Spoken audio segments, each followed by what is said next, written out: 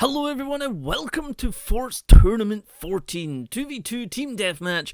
I will be hosting this with Curses and it's going to be pretty damn awesome. It's the official Forts Tournament and it's going to, well, to be honest, I've seen it. You guys might have seen it because I was streaming on Twitch and Curses was doing it on YouTube, but I'm bringing the VOD over from Twitch to YouTube, so if you guys have missed it or anything, you can now check it out. And, well, I'm going to put it in one big file, so hence why it's taking a little bit of a longer time to get up. Hopefully you'll enjoy it though. There is some insane gameplay going on. So, well, without further ado, enjoy. Alrighty guys, we're here for some Forts Tournament action. So thank you very much for joining us today. I will be joined by Project and Curses. I believe he's just bringing up his stream too. Let us get into this. Just have to wait on the gentleman coming in because I think he's just bringing it up. And we have 42 scientists put this together. The lovely World of Forts. Hello. How is everyone doing today? I just had a pizza crunch, so I'm doing okay. Hello, Frazzz. How are you doing? I'm doing good, buddy. What about yourself? I am very good. Just starting up the stream here, and if you guys on chat don't know, we are doing the tournament today. That is why we have started the stream early and why all the hype and spam is going in chat. But remember, guys, we are on a 30-second delay as always. So just because I'll be watching chat, but I'll be doing a lot more tournament-focused things today, doing a lot of casting on the tournaments and less interaction with chat, partially because, well, the whole event is about this Forts tournaments, and also there's a 30-second delay, which is on top of the already normal delay you get from YouTube, so it's gonna be a little bit more difficult to interact with things. Just want to point out to my guys that what he said is what's going on as well. Indeed. I believe we're all ready for the first match of the Team Deathmatch. Okay. Let's go. It's weird not having B-Man here. It is a little bit weird, but you know what? I think he's going to be watching because I don't think I've ever seen one of these where he's not watching. Yeah, that's true. I mean, I'll just have to bring in the tickling forts and stuff, you know? Someone needs to make it like a meme or an emote about that somehow, just like a feather tickling fort. Okay, I'm going to bring it's FA, isn't it? Yes, there we go. Hey! I did it right. Indeed. So it looks like we're good to go here. So this is actually something that I was talking about, having a set of videos where we would do this kind of third-person perspective, just observer mode, and get to watch the game portray where it unfolds from outside of just my perspective. And I think this is an excellent way of doing exactly that. Did your English hold you up there? No, English is not my first language. Yeah, we get 50 minutes on the clock. Basically, if whoever doesn't win, or if there's no sort of main competitor winning, they will then get whoever's done the most damage wins. So, indeed. At the end of the time limits, the team with the most core HP remaining will be the victors, and in case of a draw, which sometimes happens, usually when neither team has done any core damage at all, then whichever has done more base damage overall, that would be damage to things like metal armor or wooden struts or other devices like batteries and storages that have been destroyed along the way. So we're getting a very interesting, almost polar opposite type of strategies going on here. We've got the left team have went straight for factory, and right team are, I guess, maybe going mortars or missiles. Oh, cannon. Okay, that's gonna be We do appear to have some cannons coming out from Team 2 as well. So we've got lasers versus cannons. Which shall win today? Although I've noticed there is a very vast amount of difference in eco right now.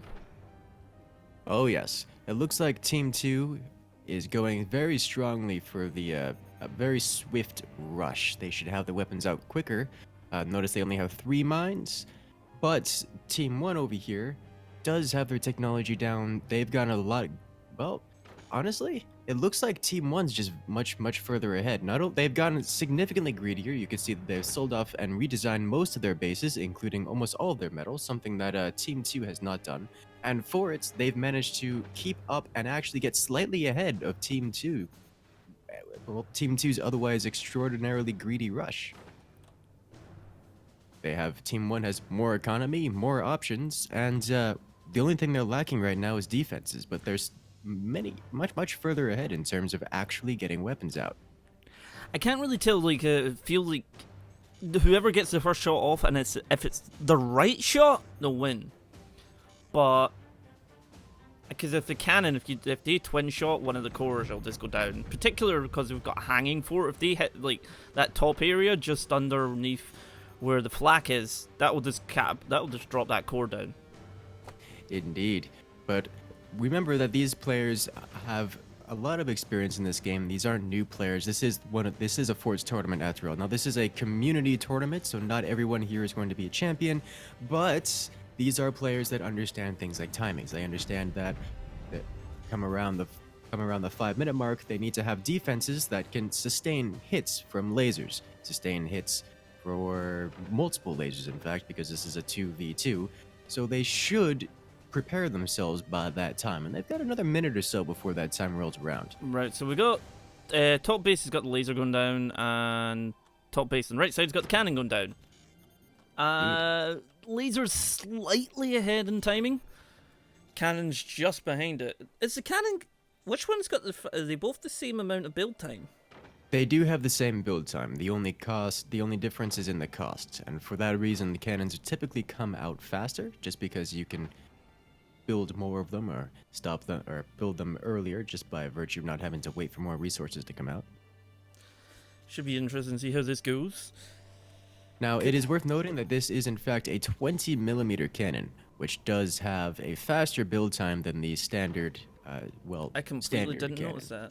My apologies. As fire beams in 20mm come out a little bit faster. Obviously, they don't have the same, lethal fort destroying potential. But they do offer something that the regular cannons don't. They offer a lot of splash damage and an unparalleled ability to drain the opponent's resources. Well, we might be about to see a little bit of action because that 20 mil is done. Indeed, and they need to be firing it very quickly, Although especially the lasers considering they haven't invested into economy themselves. They need to be doing something to even the odds here. Yep, else they've they're both just gonna be selected far them. behind. Oh, here they go. Okay. Ooh. This is looking real rough. Uh-oh. Is it gonna go? Is it gonna go? Nope, they managed to secure the bottom one down there. Just barely. So Team 1, very well prepared and synchronizing their laser fire. Team 2, A little bit wobbly in the bottom one. is already outgunned. They don't have the same firepower Team 1 does, and they don't have the economy to keep up for it. So they've got to even the odds at those 20 mils. They have, Oh, someone ran out a bit of power. Not enough energy. That would have been a lethal shot. Ooh boy. Team 2 is looking like they're having a real rough time here, guys. They seem to be wanting to try and focus on that bottom fort to try and get rid of it, because then obviously that's going to halve the firepower. But Team 2's bottom fort keeps missing. Oh, that's real close. 420 mils, very, very destructive. Looks like Team 1, at least the top player, is just not having it anymore. And he's saying, I'm just going to build this out of background bracing. If you want to shoot through my top segments, you could have it. It's not going to stop you from doing it. Nothing but background bracing there remaining. Oh, well, there goes the Just shield. many energy shields. Remember, guys, that lasers, while they are extremely effective, by far the most penetrating and damage-dealing weapon in the game, they're the easiest to counter just by virtue of, energy shields existing. Now, if there were those 20 mils happened to... Oh, Jesus. Oh, Well- that's going to be a chain reaction. Oh, Bad. there we go. Boom. One player eliminated. Looks like Now, I'm Team wondering 2's if... about- See the 20 mil, see if it hits their factory on the Team 1. Will that blow up the core? No. Tech structures do not have large explosion radiuses at all. Just because I was wondering, because it's like right on top of it. Yes. Now, cannons and plasma lasers and such have quite an effective splash radius, but Oh, oh, that's real bad timing. oh, that Oh, was that's going to mean. be- oh yeah. Oh, that's gonna be real bad. I feel that was really, really mean. We got 7.5 minutes left. We are halfway through, and Team 1 is now. I feel like they're playing with their food. So it appears that Team 2 here is running with Scattershot Commander.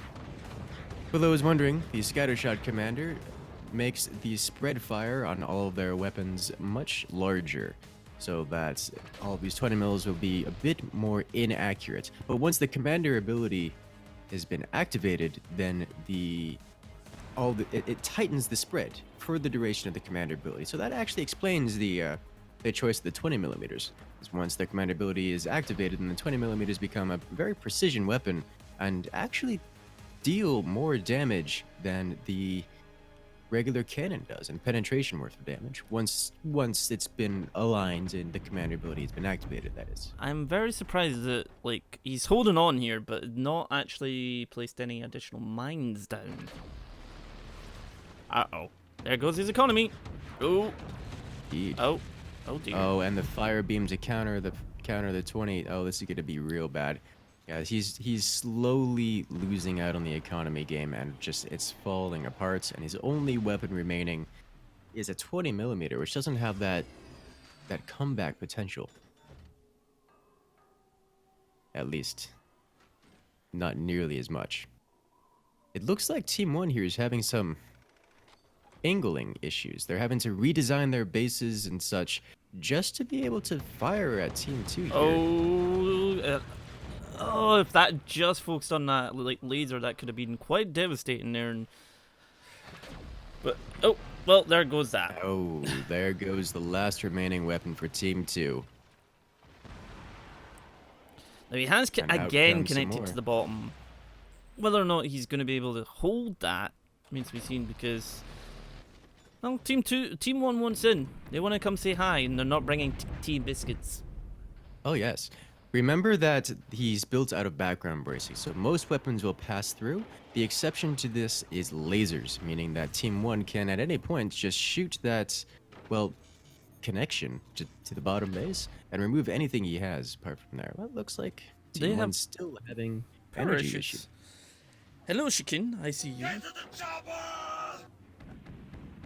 For those guys wondering Hello. in chat, I do not intend to be playing today. I have not signed up for this tournament, so I will not be playing.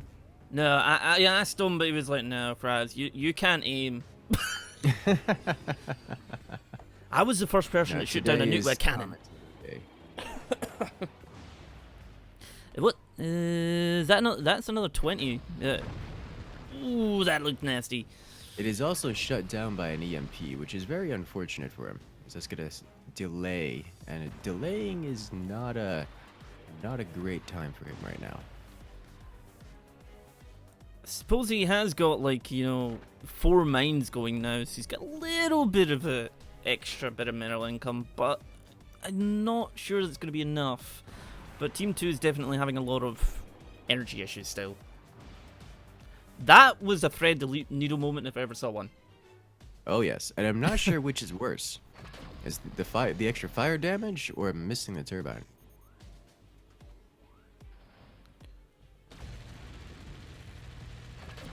Looks like Team 1 just there we needs to go. fire, and there it is.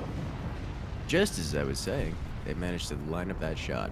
Team 1 taking it. And they're away. Congratulations, Phoenix and Cronkinator, for their first victory, and they will be moving on. And, well, lovely D-play just for everybody to witness the cut down of enemy 1. Enemy 2. Oh my god, I can't speak.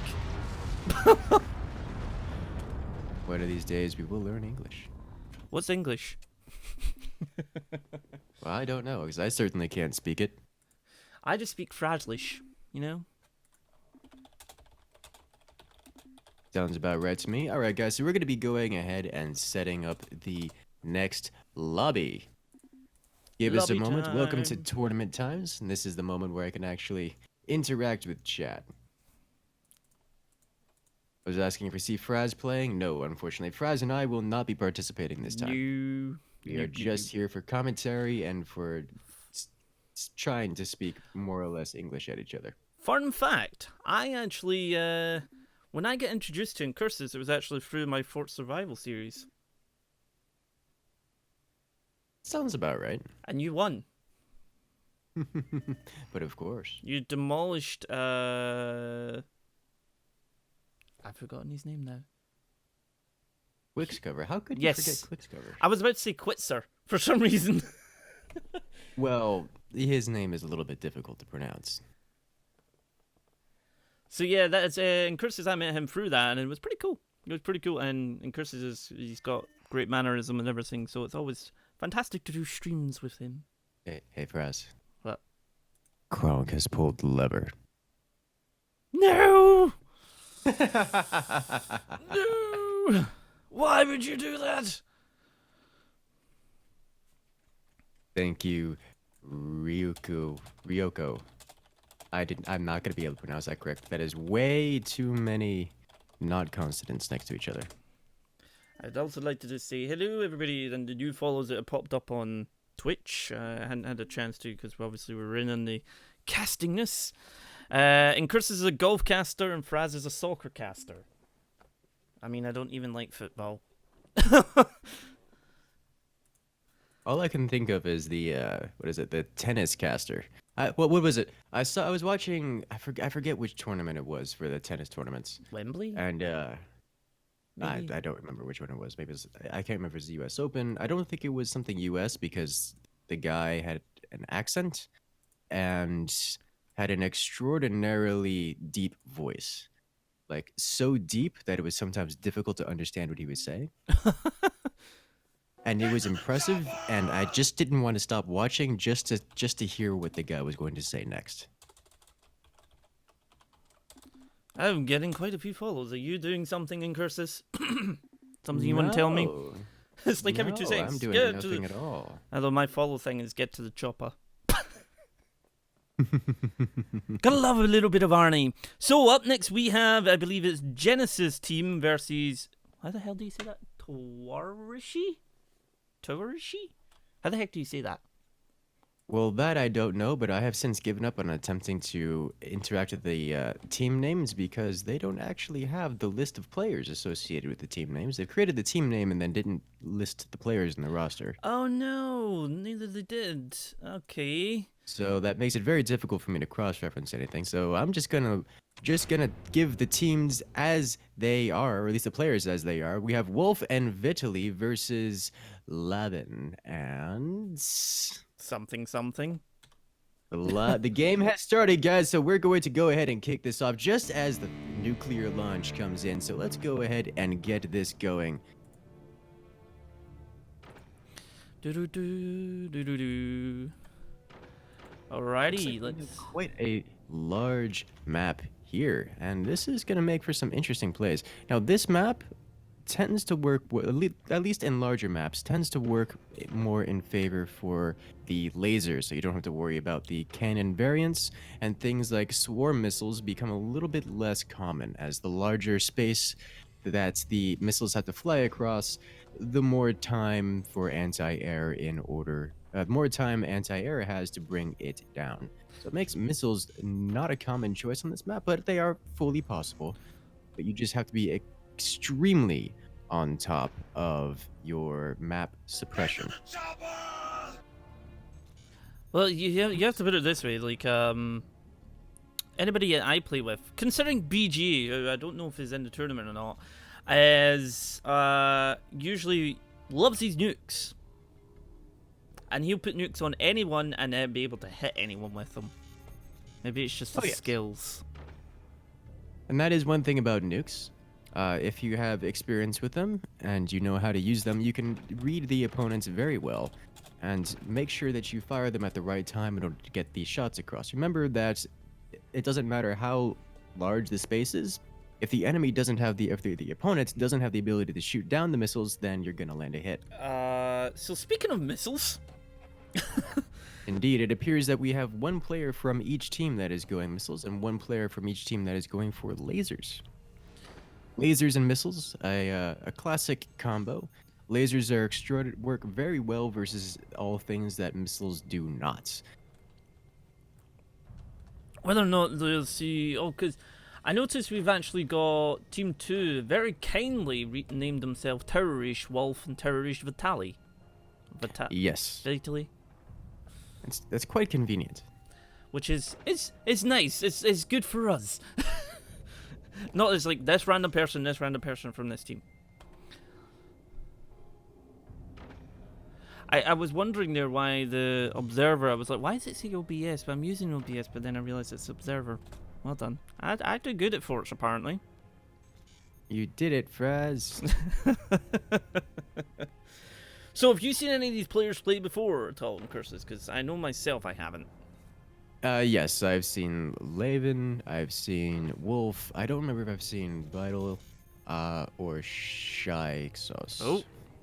Looks like we have the first missile They have launch. no, oh no, there's one anti-air, but whether or not it will...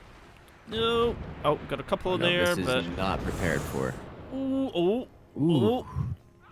That So is... remember that swarm missiles stack kind of exponentially. The first swarm missile, just having one launcher, isn't enough to break metal, isn't enough to break through wood.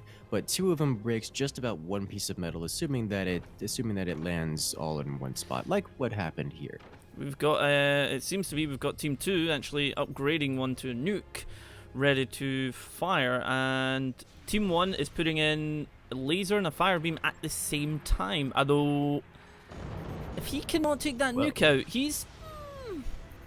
He doesn't have anything to buffer, so this nuke is going to cause some serious damage. Oh yeah.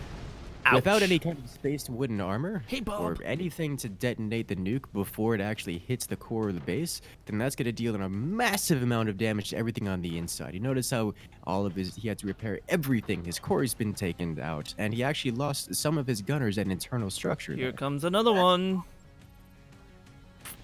If they do not get some anti-air, there's nothing to stop that nuke right now, unless he's going to... No.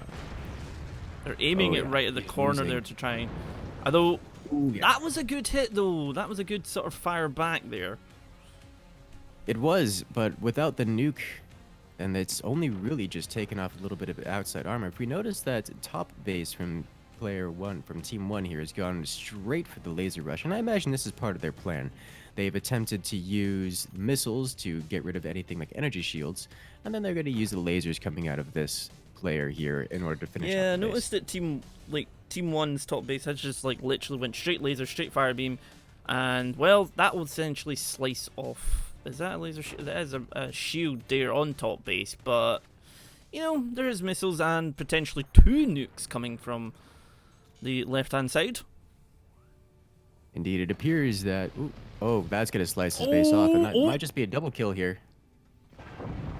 Oh, just barely misses, colliding at the rear of his Got base. decent-ish saying why they're using dense wood bracing against nukes. That's a good question, but the player that has gone with the dense wooden bracing built it long before the nukes were... fielded. He just took out his own nuke. Indeed. It would appear that his own weapons, his own anti-air, has disabled and destroyed his nuclear weapons, which is not what we want happening here. It's like, nah, I didn't want that nuke anyway, you know? Just let it go. So one thing of note, that this missile rushing player for Team 1, the early aggressor, has gone for double nuke, which means that they have double the firepower. A double nuke is a scary, scary weapon set, like, don't get me wrong.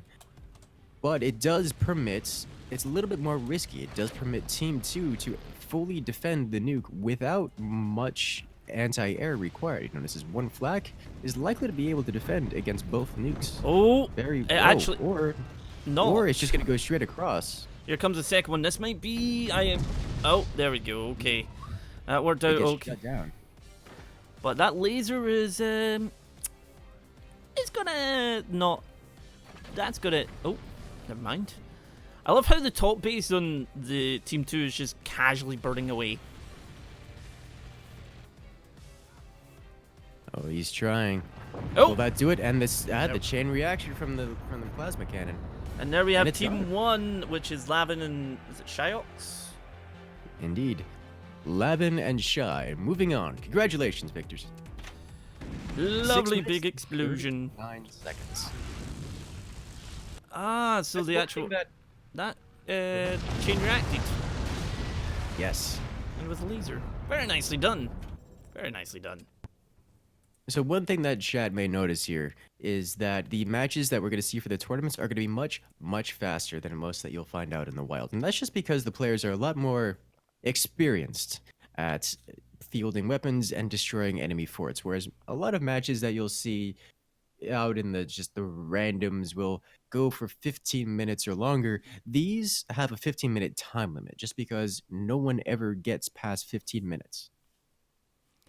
It's extraordinarily rare. I'm just gonna say, everybody ignore my rank. I don't do rank gameplay anymore. It's okay, Frazzz. No one does. Apparently, some people do. Yeah, that's not true. There have been some people that have been doing ranked. I actually lost a few ranks recently just from people usurping the higher positions. How very dare they? Names.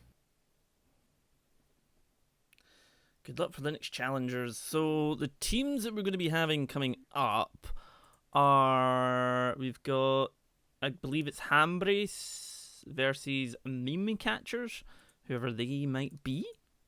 Well, I'm assuming the meme catchers are going to be Romero and Joepocalypse, both players that have done tier 3s in previous tournaments and other meme style shenanigans. Was them? Didn't they almost win a tournament just by just cheesing out missiles? I'm sure. Joepocalypse team were the first to go for the missile cheese style rushing, and it didn't work out for them, but it's a legitimate tactic. Romero was one of the players that went for the tier 3 in the third place match, which, to be fair, has traditionally been a match full of nothing but memes.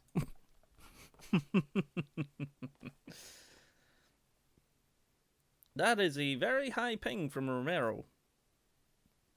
It's Romero. He always has a fairly significant ping.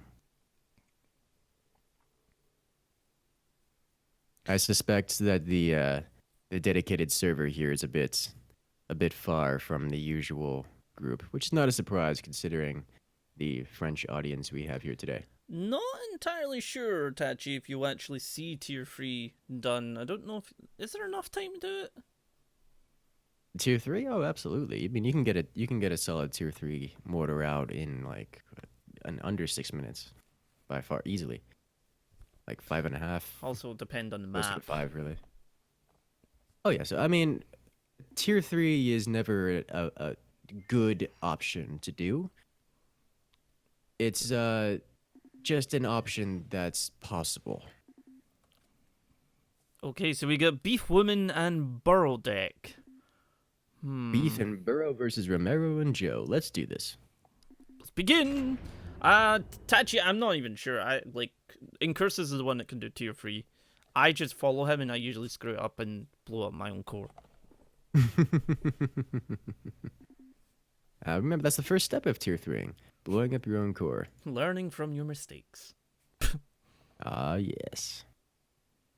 So when it goes to swing, you just cringe. It's like, please don't fall. That's Alrighty. Let us see. So this map could be done. This could definitely be done. This is one map where tier 3s have been fielded a fair few times. So we'll get to. I don't think it's going to happen this time because while these players are very well known for doing things like tier 3s and other meme strats, they also want to win. This is very true. I just wanted to bring to your attention, Curses, I have someone, Tachi, who is just a recent sub of mine. He actually built a tier 3 Mac cannon. Tier 3 Mac cannon? Did that come back down? I'll see what he says, Tachi, if you let us know, because obviously we've got a 30-second delay. But yeah, he posted a picture of it in my Discord, and I was just like, what? Tier 3 Mac cannon just that would just go straight through your fort. Well, yes. Yes, it would. I'd be more interested to know how long it takes to come back down, if it ever does. Oh, my bad. I pronounced his name. It's Taishu, not Tachi. Sorry, Taishu. Does this tournament have tons of guns? Yes. There'll be many Tons guns. of guns is the Forts DLC. It is free and it comes with the game, and it is possible to disable it, but generally you don't want to do that. Yeah, you want to have fun with guns in this anyway. I realize that could completely be taken out of context. Demonetized in America. Yeah, oh well. Or maybe remonetized in America. Hey. So it appears that Team 1 is going for the same kind of strategy that the team from last match has gone for, with the one player going the earlier, or should I say mid-game missile rush, and the second player going for the laser rush. And that's going to make a combo where the lasers can deal most of the damage, but the nukes and the missiles will clear the way for the lasers to do that damage in and of itself. Whereas Team 2, I'm not sure exactly yet. They've got missiles and upgrades, so I'm guessing they're going to go for some sort of nuke on the bottom base, but it seems like the back base is a little bit behind in regards to, well, they've put down an extra, they've got 3 batteries. It seems a bit overkill. Indeed. I'm going to venture a guess and say that Team 2 is doing the same thing as Team 1 is, but they're far enough behind that they haven't actually started going down that path just yet. Which is going to be a problem for them, considering Team 2 is just about to start opening fire and blowing away Team 1. Or, sorry, Team 1 is just about to open fire and start blowing away Team 2. And here we go. The first missiles have been launched. And smack in they go. And now, suddenly, the forward player from Team 2 down to just a single piece of armor in front of his core. It's gonna kick off pretty hard here, pretty fast. At least they're reacting this time by building any amount of anti-air.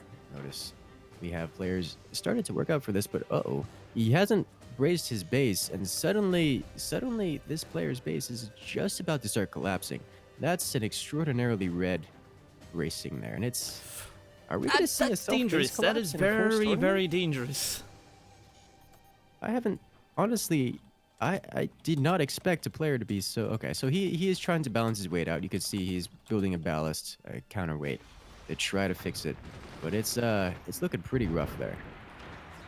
I mean, if he keeps applying weight to the front, it's just going to topple over itself. And right into his teammate, potentially. And the snipers are coming out. Oh, that's going to just... They're completely dominating the map control here. It would appear that he's built so far out that it's actually got... that the Team 2 player has built far enough out that it's actually gotten in the way of his teammates' missiles. Oh, So his yeah. teammate can't actually fire the second missile launcher right now. I mean, you suppose he could fire, it would just hurt. Yeah, I mean, it would hurt his teammate. Oh, did they? No, I don't think he fired. Although, yeah, Team 1's basically got complete map control. Here comes a nuke, and it's gonna hurt a little bit. Oh, Yeah. Oh, they tried to ignite the nuke at the last moment, but it didn't really matter. It just There we didn't go. have enough armor to sustain the hit, and he's gone. One player has been eliminated. And now we're sitting here with, well, the last remaining Team 2 player doesn't even have his technology down to start building the weapons. He doesn't have weapons, doesn't have the technology to build the weapons. His defenses are minimal and being reduced, and here come the missiles. yeah, he's just constantly build. Oh, wibble wobble, constantly building out machine gunners, but they're just getting sniped repeatedly over and over and over. This is what I did back like a year and a half ago. How long's Forts been out? 2 years now? Or coming up 2 years? I believe so, yes. There goes more gunners, so they're... I feel like the strategy of gunners at the front should probably be retired after it being taken out for about the 10th time in a row. Yes, he does need another solution here. But This- hey, at least he managed to fix his bracing. So he's Wow. incendiary missile combo.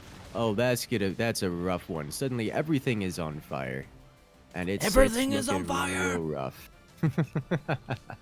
Oh yeah, there's that burning, that flaming nuke that we were looking for. Bloody wanted me to tell you he is Chinese food. What? He is Chinese food. Bloody does. That sounds delicious. I'm actually unreasonably hungry right now, so that all sounds good to me. I had a pizza crunch and chips, so... Oh! Oh. Whoa! That was some sort of pain and suffering and Ooh. ouch. That was just... I just love the sight, the visual of the laser penetrating all the way through the base as the nuke hits. just like seeing this, because he lit the nuke, like all of that on fire, and then they hit, and then it just continued. Jeez, that is nice. That was a lovely. textbook, beautifully enacted laser and missile combo rush. Very, Good very job, lovely. Team 1. I noticed there's quite a few Team 1s winning. Can we have a Team 2 winning? Oh, it looks like we get Pyro and Trek Jeff. Oh, that might be a victor. Pyro and Trek Jeff, both previous tournament champions. So they're going to be held to a Team 2 is going to be held to a very high standard this time around.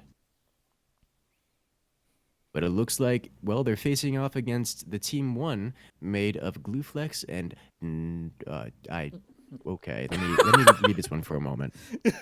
Nuffles of Puffle. There's no L there. I kept trying to put an L there. Nuffigas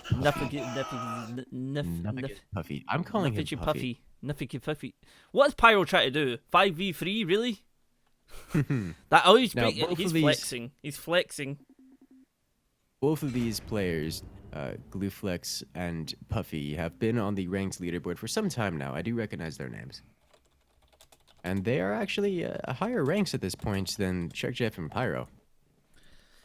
Yeah, like it's Or at very, least very higher ranked close. than We're Pyro. seeing some of the, because obviously you get Trick Jeff at 7, Pyro at 73, but then you get 10 and 15. You know, we've got some very, very high ranked players in this match, particular proposing maps. Okay, I don't know the. Hello, Teenager. How are you doing? That is a very interesting name, the Teenager. Not teenager, but the Indeed. Teenager. I like it.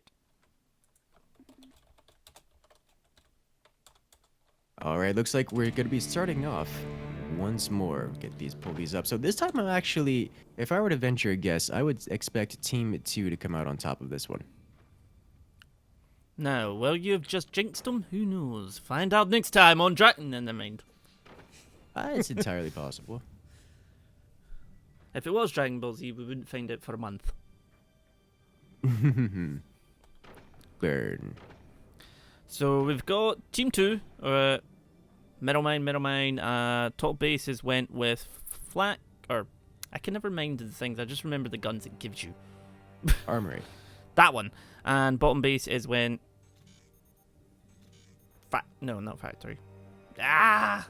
Help me, Curses, you're leaving me to Workshop. drown. Workshop. So it looks like the bottom right player for Team 2 here has gone for the Workshop. Now, the Workshop unlocks mortars and swarm missiles, unlike the Armory, which is currently possessed by every other player, unlocks rockets and flak.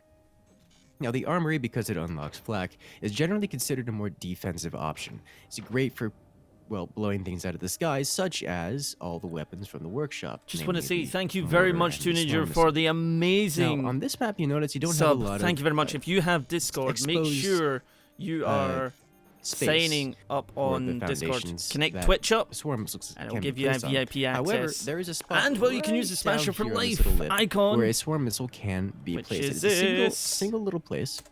And So thank you very can much, do buddy. A lot of damage, especially when And I put it to a welcome nuke to the Smash and Gaming hit with world. the surprise attack. I should unmute my mic. But so you on can this hear me map, now. mortars are quite a common option, just because of the verticality. Having mortars coming from the bottom player to hit the top are very difficult to deal with. But it appears that all players involved are going for some kind of a mid or early-ish game rush. In this case, we're seeing rockets out of That's a Team. lot of rockets. A lot of EMPs, and they're with the upgrade center. The The upgrade sniper center is is on up. the way. I mean, if Pyro, because I saw Pyro's on the bottom. No, is that Pyro? Was that Pyro? I can't tell. Just got a wee fun little snippet for you there, in Chris's Bloody decided to point out everybody else is under 75, and then you have Frazzz over 5,000. Sounds about right. Yeah, that seems about right. Just another normal day. Yeah, normal day at the So office. this is you know? going to be a very quick match. And by that I mean things are to kick off very quickly. We have a lot of weapons already being fielded, and each player is just waiting for the right moment to strike. Notice that the weapons are already placed. They're just waiting for the other player to expose, or for themselves to be at the ideal alpha strike situation.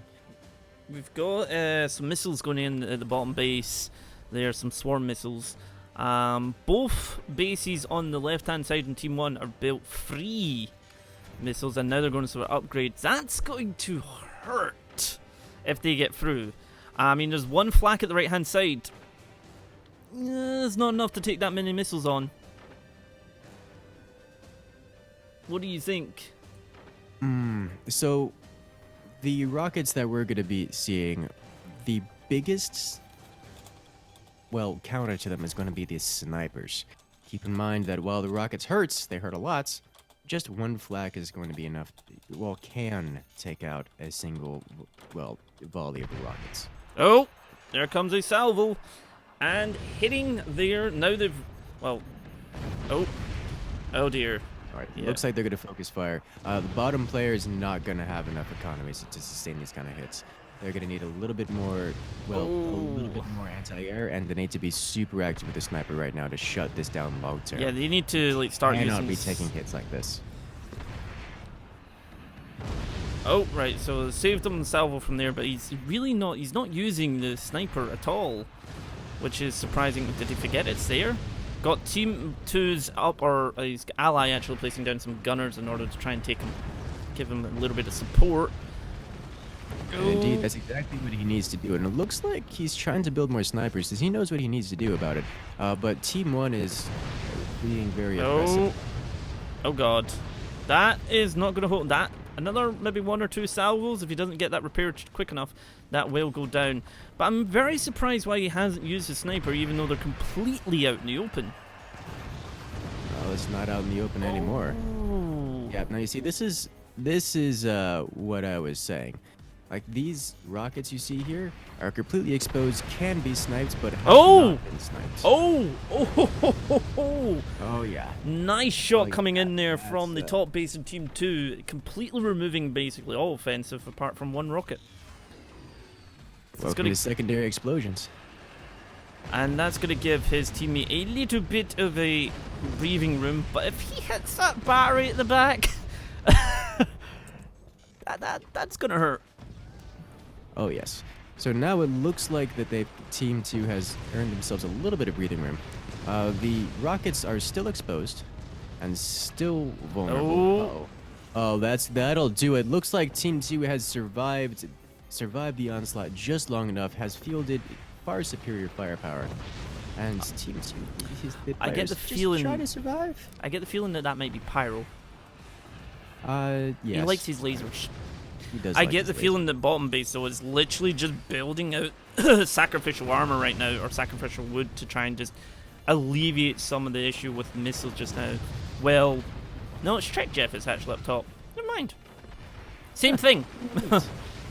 Poor Pyro getting slaughtered here. He has definitely taken the role as Team Tank, the one being focused, but he's not without his own recourse. He has, throughout all this, managed to develop a nuclear weapon of his own in that same don't have slot anything that I to was fight mentioning back. before. And with fear, it's just gonna land freely. And suddenly, Drunk nuke! Out of Drunk Nuke there! for the win. Drunk nukes are so dangerous. Like, they're genuinely, like, a sort of nuke you can sort of determine somewhat where it's going and everything, whereas a drunk one, it's just like, where is that going? And it'll just hit something you really need. Like, of course, your core. And this is what I was talking about. These are extremely experienced players, and despite all of the damage being thrown at him, the bottom player here for Team 1 did manage to not only defend it, get up anti-air, not explode, but he also managed to field a nuclear weapon of his own, and it one-shot the enemy base. All the while under fire from 2 players worth of rockets. To be fair, I expected really no less from Pyro. Oh, absolutely. And I would be lying if I said I wasn't worried for a moment. But he did pull through. I mean, I was the same. I was thinking, if Pyro loses that, he'll actually kick himself, but... Oh, absolutely. Oh. Momentarily, and there it goes! Pyro and Check Jeff taking on the win and moving on to the next round with a lovely, lovely. That just, if we could just go back to that nuke area, if we could just find that. That was a great. That was a. Wow. And just like seeing this come over and poof! Everything. That was a match and a half. That was a really enjoyable match, that is certainly for sure. And now we get more people. Of course, Pyro would use lasers. Pyro didn't use lasers there, T-Mine, actually. It was all Trek Jeff using lasers. Pyro actually used a nuke. It's not on co-op, it's on Team Deathmatch. But I suppose you would, if someone you game with a lot, you're going to end up using the same thing, because Pyro does love his lasers.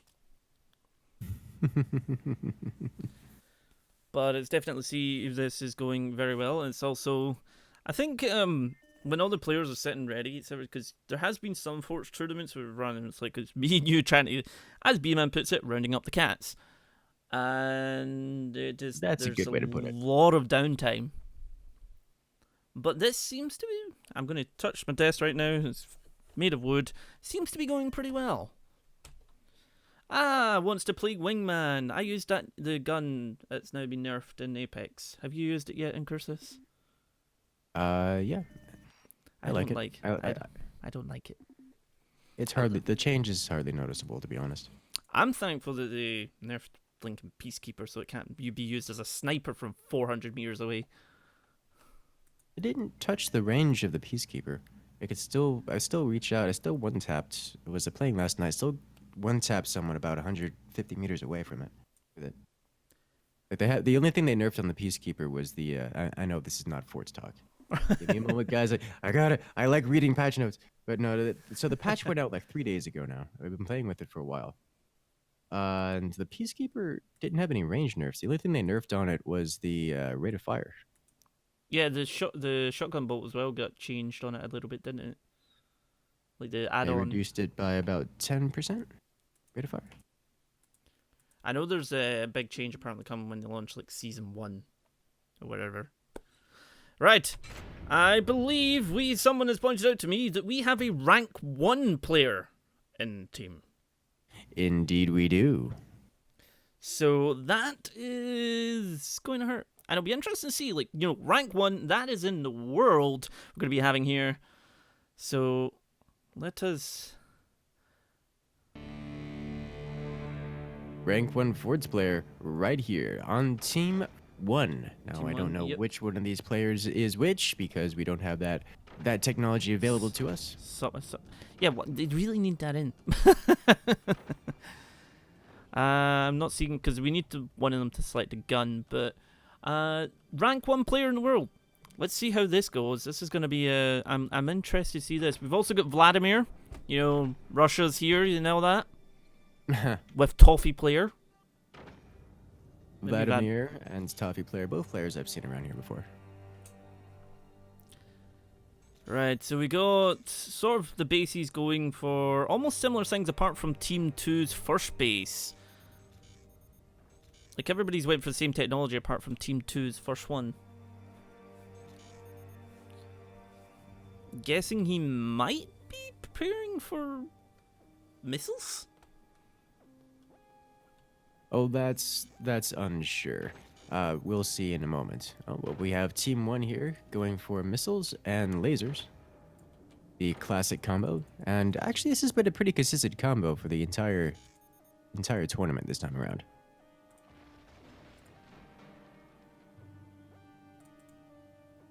Team 2 is going to need to do some catching up here. Oh, yeah.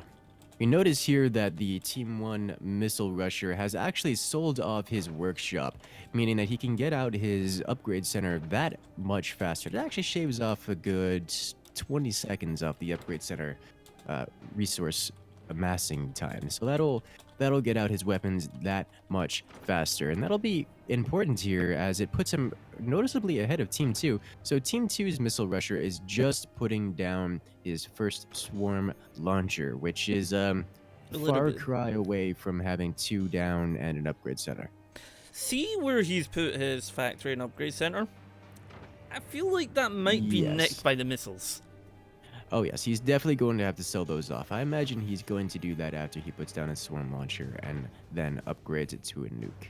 But he's got to do that pretty quickly if he wants to stay competitive here, because he's already getting hit by Team 1's missiles. This is going to hurt. Oh, okay, so... Alright, that went... He managed to get hit by just one of the swarm missiles, although the second player is not really taking... It's taking quite a wee bit hit. They lost a windmill, I believe, there? Yes. Uh-oh. Nothing critical, but it's going to be... Alright, so the swarm missiles will work, the nuke will not. So he will have to sell it off once he gets that upgraded to a nuke. Because the nuke has a bit wider of a detection angle, a bit wider of a hitbox. He's got to be real careful with that.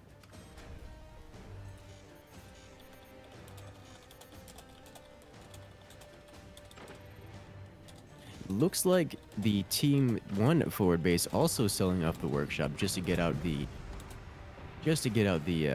plasma weapons that much faster. Uh-oh.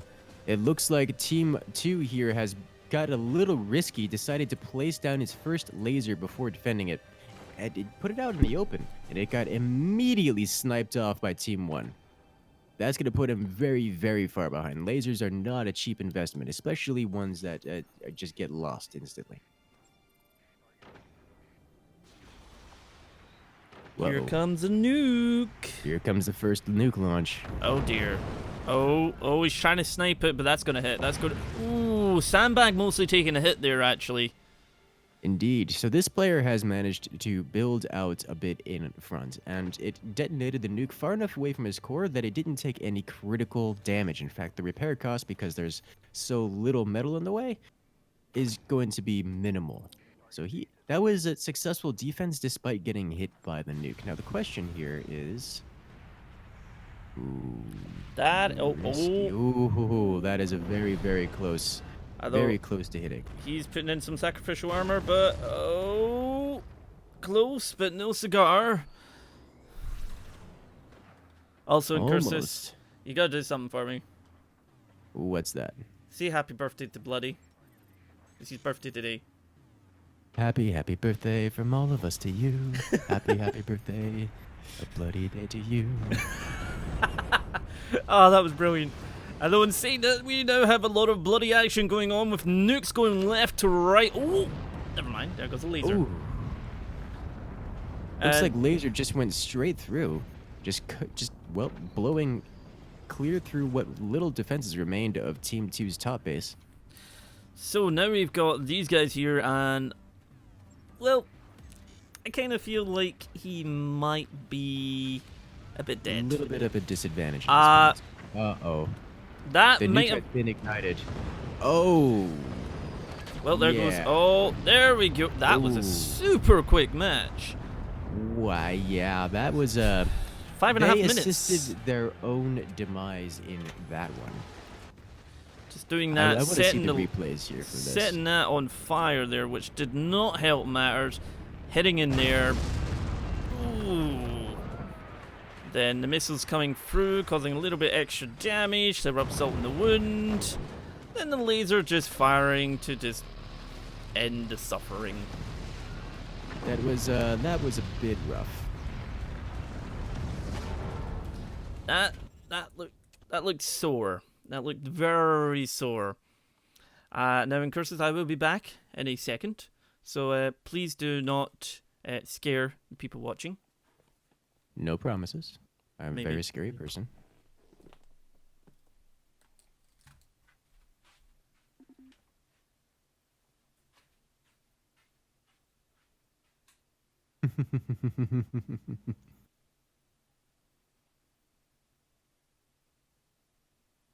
That was a beautiful shot.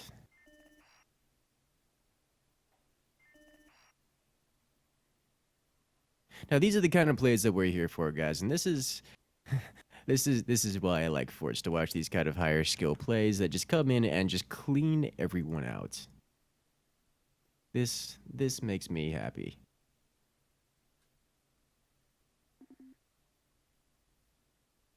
And yes, I do see you guys in chat. Yeah, 5.5 minute game time. I wasn't kidding when I say that these force matches will go very, very quickly. Like most players that you'll see in chat or the comments will be like, it takes me 7 minutes to get out a cannon. Most of these games will be finished by about the 7 minute mark. That's just how fast these weapons can be pulled out.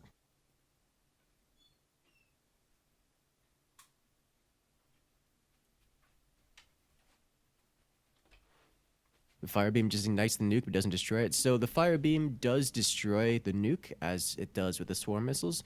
The difference is that swarm missiles expire 1 second after being ignited by a fire beam, and the nuke expires, I believe it's 4 seconds after being ignited.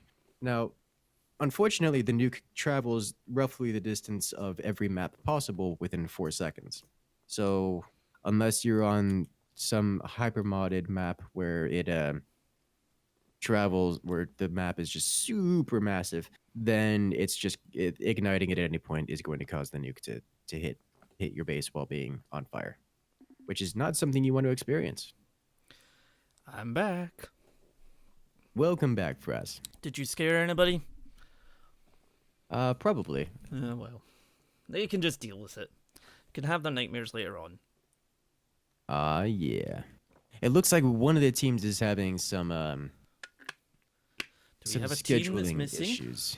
Indeed. So they'll have another minute or so, and then they will be removed from the brackets. And it looks like Galactic Pirate and D Tourney may have a bye here. Who is it we were looking for? Let me have a look-see. Bring up the blacket. Apparently, bringing up the blacket. That's a good thing. The blacket. Oh It is dear. the Shentagonizers versus the NACL, or I assume Table Salt.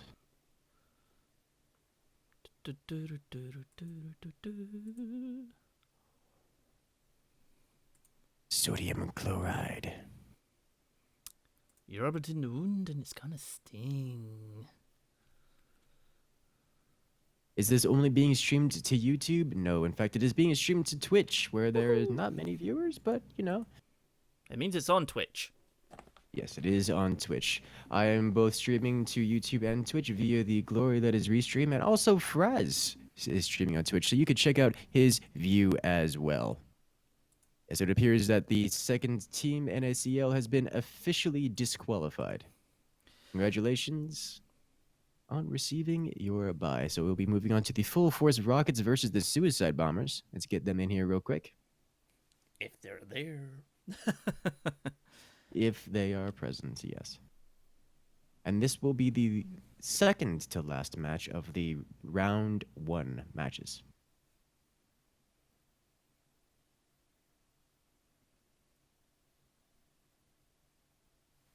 So How do you see the bracket? Actually, I didn't go around showing the brackets to everyone, but I could do that real quick. Let me go ahead and, while we wait for, let me go ahead and make an OBS overlay for it. Where is my embed button? I've just brought mine up here so everybody can see what's going on. I'm going to make a web page and I'm going to embed it. You're not allowed to make a web page. What have I told you about making web pages? You can't stop me. No. Only can watch one more match and then we're off. Don't worry, Taishu. There will be, VODs and stuff for this because we'll get it out. Mine will be slightly delayed though because Twitch doesn't like things going on YouTube for 24 hours. If you Yes, that is unfortunate. But it happens. But it is what it is. It happens.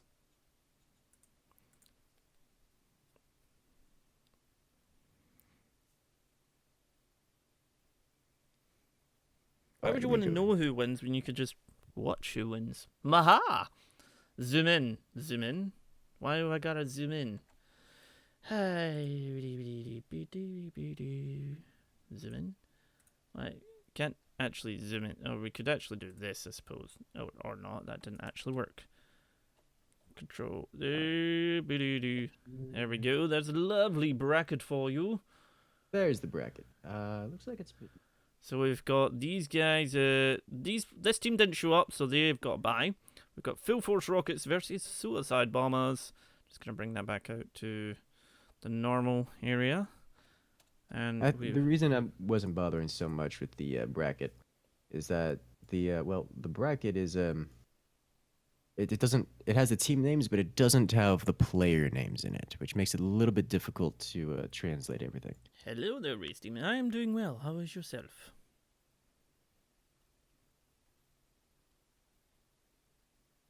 Yeah, it would be prefer to have the team name members. I know it's on the Discord, but I only have so many screens.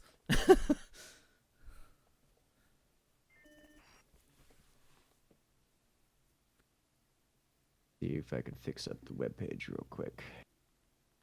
Seems to come with ads and other unpleasantries.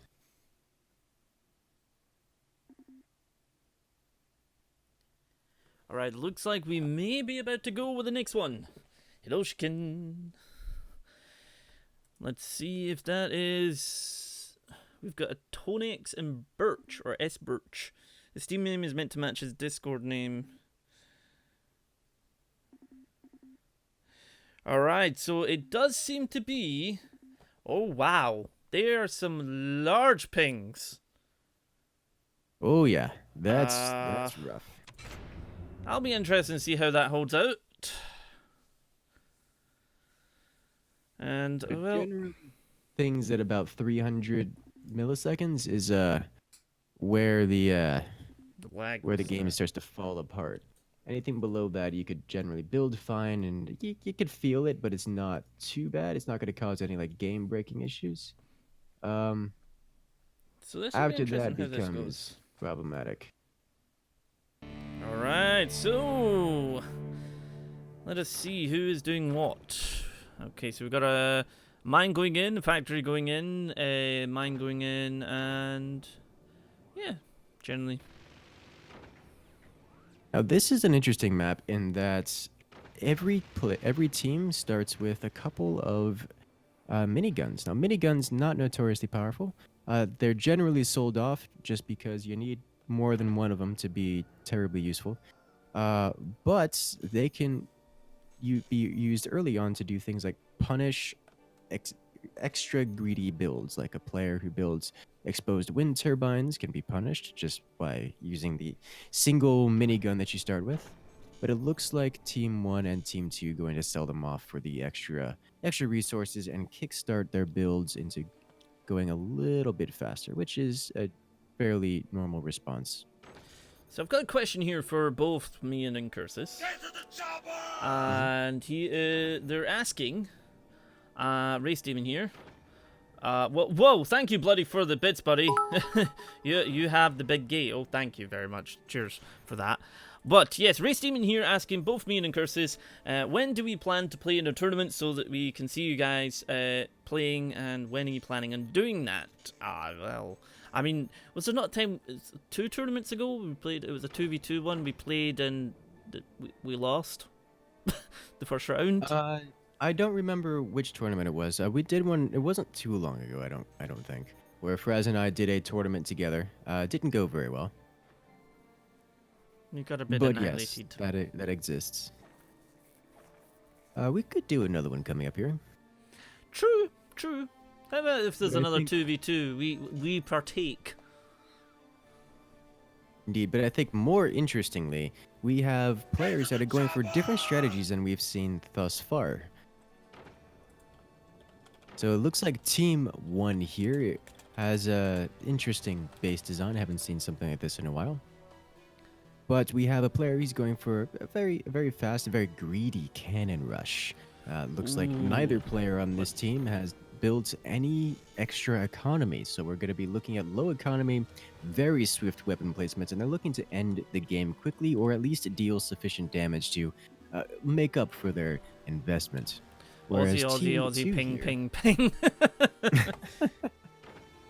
Yes. Team 2 here is going for a similar kind of strategy, but instead of going for cannons, which are cheaper, they're going for lasers and swarm missiles. The same kind of strategy that we have seen from the previous rounds. Yeah, so those guys in chat, I understand that there's a larger French audience here, and I like to be very cordial and happy with everyone, but let's try to keep the chat in English. We have a primarily English stream here, and our mods are, well, all English speakers, so let's try to keep everything in English, please. But don't you know, in Cursus, you're meant to learn French? I was better at German. Ooh. Although I now can only do 1 to If 10 only. in German, I can't add. That's about it. 1, 2, 3, 4, 5. I mean, I listen to Rammstein. I don't know what they're saying. So we've got some missiles going up on left-hand side. We have the cannon down on left-hand side here. And, I mean, bottom base on the right side is either preparing for it or, well, just adding extra there. So the cannon's not going to be able to one-shot that. Indeed. It is at the 4-minute mark, so all teams know that the cannons and lasers should be coming out very quickly here, as you can see evidenced by the cannon almost completed here for Team 1. Team 2 looks like they're delaying their weapon emplacements just to make sure they have additional armor, which is decision. It can work. This is going down this decision path means that they are saying that we are going to become a impenetrable, well, fortification. And once we've fully defended ourselves against you, then we'll start worrying about it. That was a good hit by the cannon. Yes, because of that cannon specifically. Cannons excel at dealing damage and breaking apart fortifications regardless of how defended they are. There's a nuke coming. And there's no anti-air. Oh, wait, no, there's one. There's plenty of anti-air here. I missed those two. My eyes were deceiving me when I was zoomed out there. I thought they were missiles. No, it would seem that the top player here has gone for the mixed flak and rocket offense, which is quite strong. Its weakness is snipers, which Team 2 appears to have fielded. Also, its weakness is shooting itself with an EMP. The laser is now going down, finally. With no defense, though. Yeah, that's real risky. Looks like he was just putting it down. And this is something I do a lot. And the reason for it is that in order to be able to put down the armor and defenses first for it, you have to sacrifice a good 30 seconds worth of building time, which is not ideal. But, you know, if you put the laser down first, then it builds, and you wait an additional 20 seconds before putting the door on it. And it's oftentimes okay. And in a case like this, probably worth doing. Just so because using the swarm missiles to... Yes, he's almost used this. Team 2 here has used the swarm missiles to try to bait the flak and then have the nuke fly cleanly through the open, uncontested air. But Team 1 here has a lot of anti-air fielded, so it's not quite going to work out that way. Got a question. What do you think can be better, that lasers and missiles in 2v2? I don't know. I suppose, like, I tend to be like one of the people that goes with what I feel like building. What about you in Cursus? I mean, there's a lot of perfectly viable options. Laser and missiles it's a common option. It's really powerful. The counter to it is to shut down the missiles and then use the energy shields to defend it, or just shoot back. Another really good option is just massive cannon spam. Cannons break everything. Is that a secondary cannon? Ooh, that was a nice laser shot, but now they know that there is a laser, in fact, in play. And Indeed, they know what it is. That is a second cannon. And he'll eventually field more and more. Ooh. That was a nice hit. That was a very nice hit. Yeah, we've got a secondary cannon coming down for the gaming. The top one has completely blocked off his windmills. I'm not sure if he's going to notice. Team 1 there just completely blocked off the windmills. They are getting no energy whatsoever, but adding in additional energy shields, that's going to be rough. He's going to need to... There we go. Looks like he's fixing it now. Oh, there we go. Team 1 needs to be a little bit more active with their anti-air and start clearing out those machine gunners. What's good with cannons? More Uh-oh. cannons. Uh-oh. That's an AP sniper, which immediately invalidates a lot of the defenses on all of Team 1's weapons here. Oh. Oh, wow. Oh! That was a nice shot there by Team 1, taking out the entire line. Critical shots. Suddenly, all those super power-hungry lasers no longer have energy. That's gonna be an issue pretty quickly here. He should have still one more shot in reserve, just from all the batteries and storage he has. But it's gonna be a little while before he can field that. Oh! Oh, Jesus. Oh, and the door snipe reply. That's one less laser out of Team 2. So Team 2's firepower has been significantly dampened by this. I mean, Gunner could take out a cannon. Does Team 2 know that they're on fire? While he is on fire, technically that's not part of his base. Oh, right, okay, I didn't... I was just like, not what? gonna be that big of a concern. We do have a fire laser from Team 2 down, but whether or not their fort stays hanging, that's another matter. Yes, and if the answer to the question is what goes well with cannons, the answer is more cannons. The thing about cannons is they don't do anything particularly well, they just do everything good enough. So there's no like super combo you get for cannons. They don't combo with anything. They just deal damage. There's no way to stop the damage. There's no way to prevent the damage. You can mitigate some of it, but you're gonna be taking hits. So adding a second cannon just to do that little more damage, just to push them over the edge, is what you want. Indeed. Thank you, Nosehead, coming in. There is a French stream for all of you guys who wants to view the stream in French. Make sure to check out that link and give some support to the streamer there. I believe it is All For One who is doing Nosehead, the give me the stream link for too, French and side. on YouTube. I need the link. Get on my stream and give it to people if they're there. I don't know if there is any French people there. They seem to be all in English. Still not quite sure who. I mean, it seems to be quite a back and forth fight at the moment. Yes. So what has happened here is both teams have managed to nearly destroy and, well, get rid of the offensive potential of the other team. We have one player for each team that has a decent amount of firepower, and the other player's been virtually destroyed. Oh dear. Oh, that was very close. I noticed that Team 1's bottom player has actually placed down another a 20 mil. 20 Indeed. mm.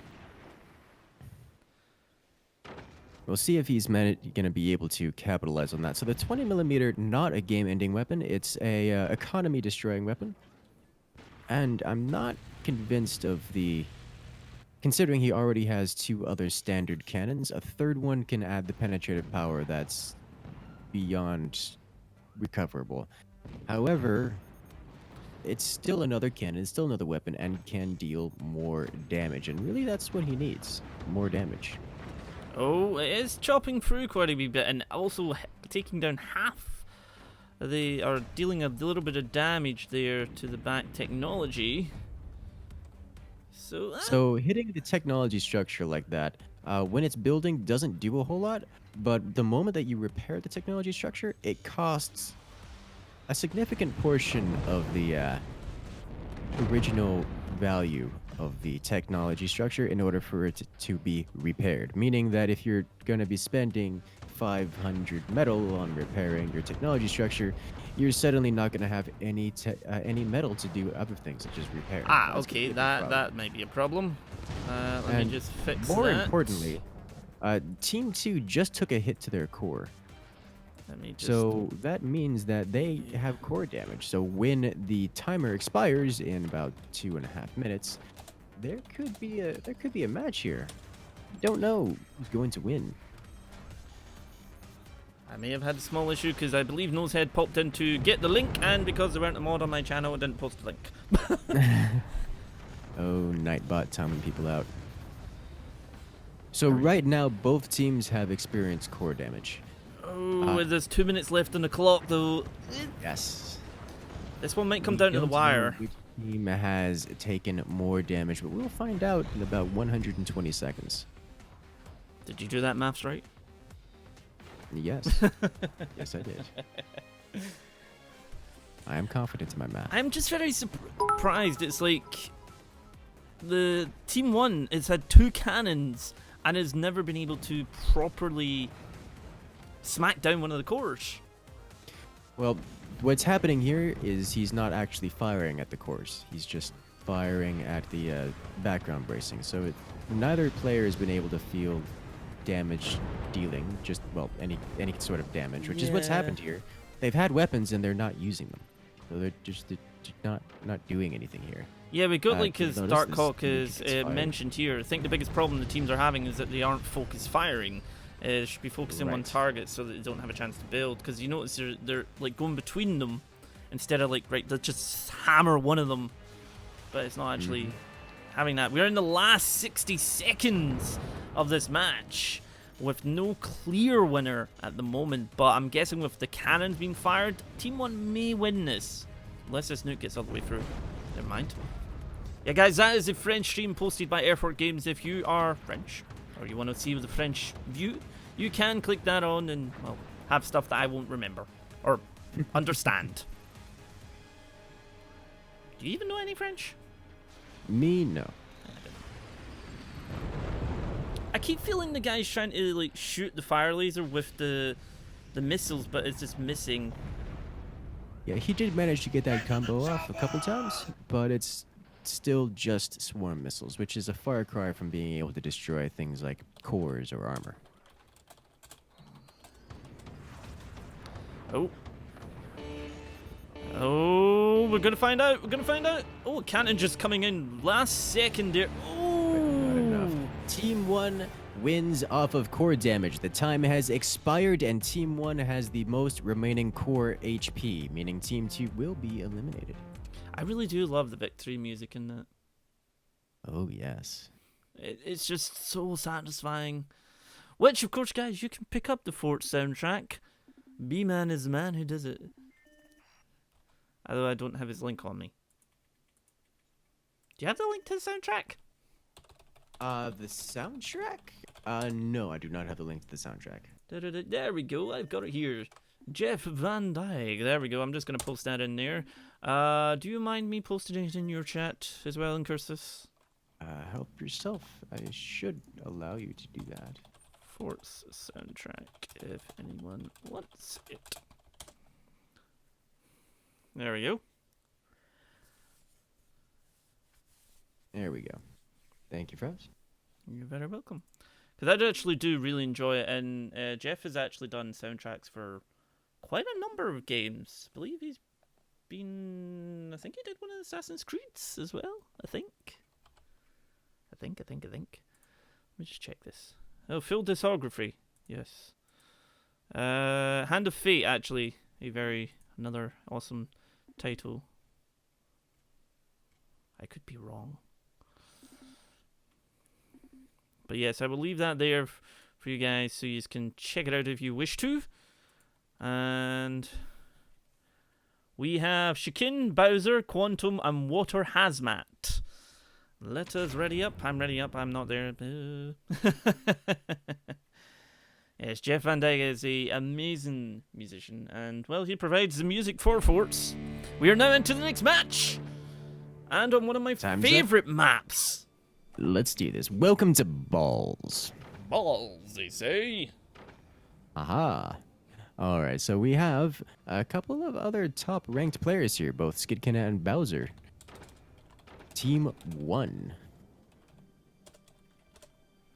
Again, still not sure which position each player is, but we'll find out sooner or later, I imagine. Once they have selected a weapon, anyways.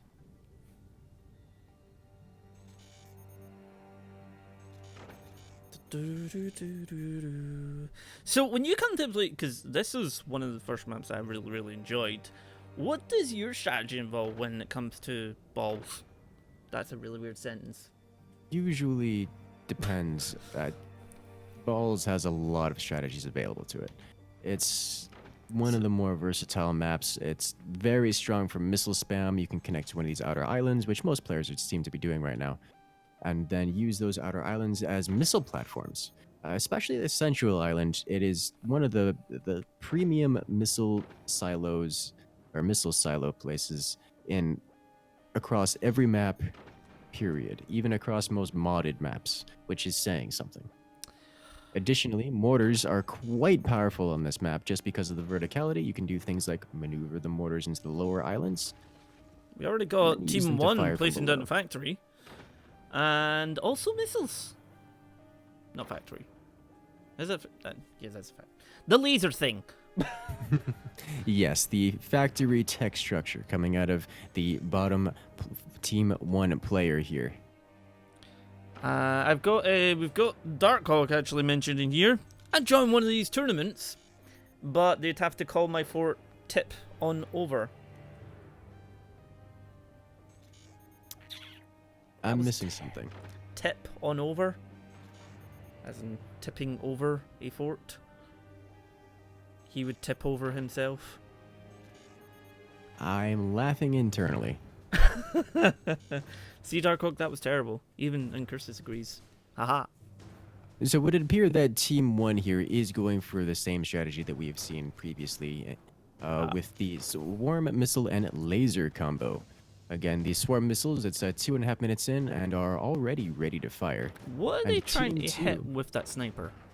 Oh, right. Oh, they're just poking and prodding. A lot of times, snipers are used. Well, snipers and machine guns are used to just prod at the enemies and see what's hiding behind the background bracing and such. So it looks like Team 2 isn't going for the laser missile combo. They're going for an earlier game style rush fueled with rocket launchers, flak, and swarm missile launchers. Unfortunately, their earlier game rush is a little bit slower than the missile and laser rush coming out of Team 1 here, as Team 1 is already ready to place down their first laser, as well as already have the nuke available. Team 1 has got some missiles on the way, doing some nice light damage to Team 1 there. But, oh, Team 2 already firing some missiles, but really in the wrong place to fire them, because they're all going to go, okay, never mind. They've got to be real careful with that design. Typically, you'll want to move the missile launchers into this forward island here, rather than on your starter island, as otherwise this island gets in the way.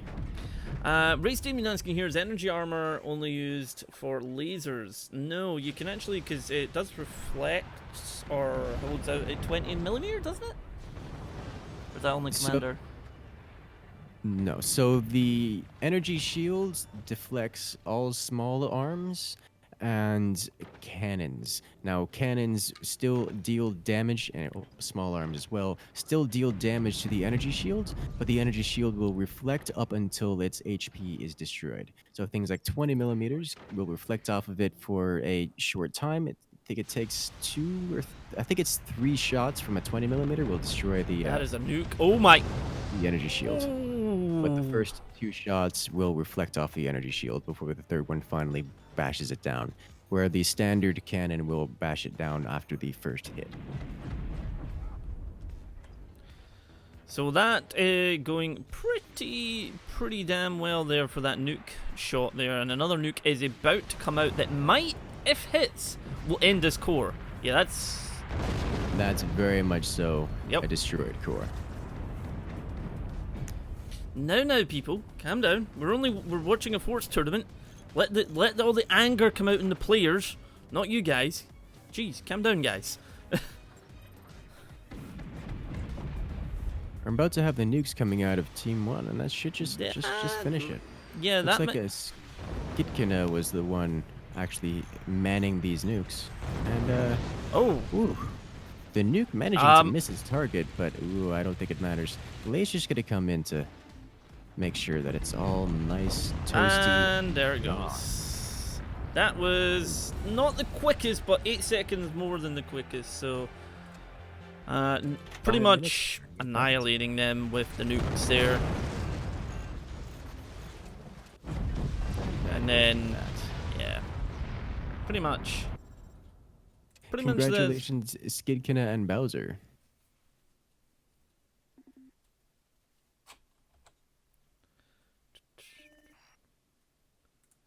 Let us see. Let us see.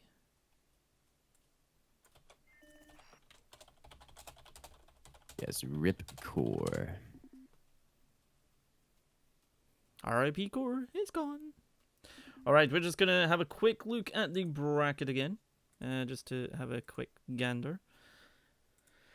Who have we got up next, I believe?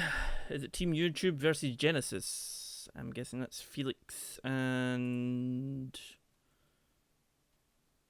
I can't remember now.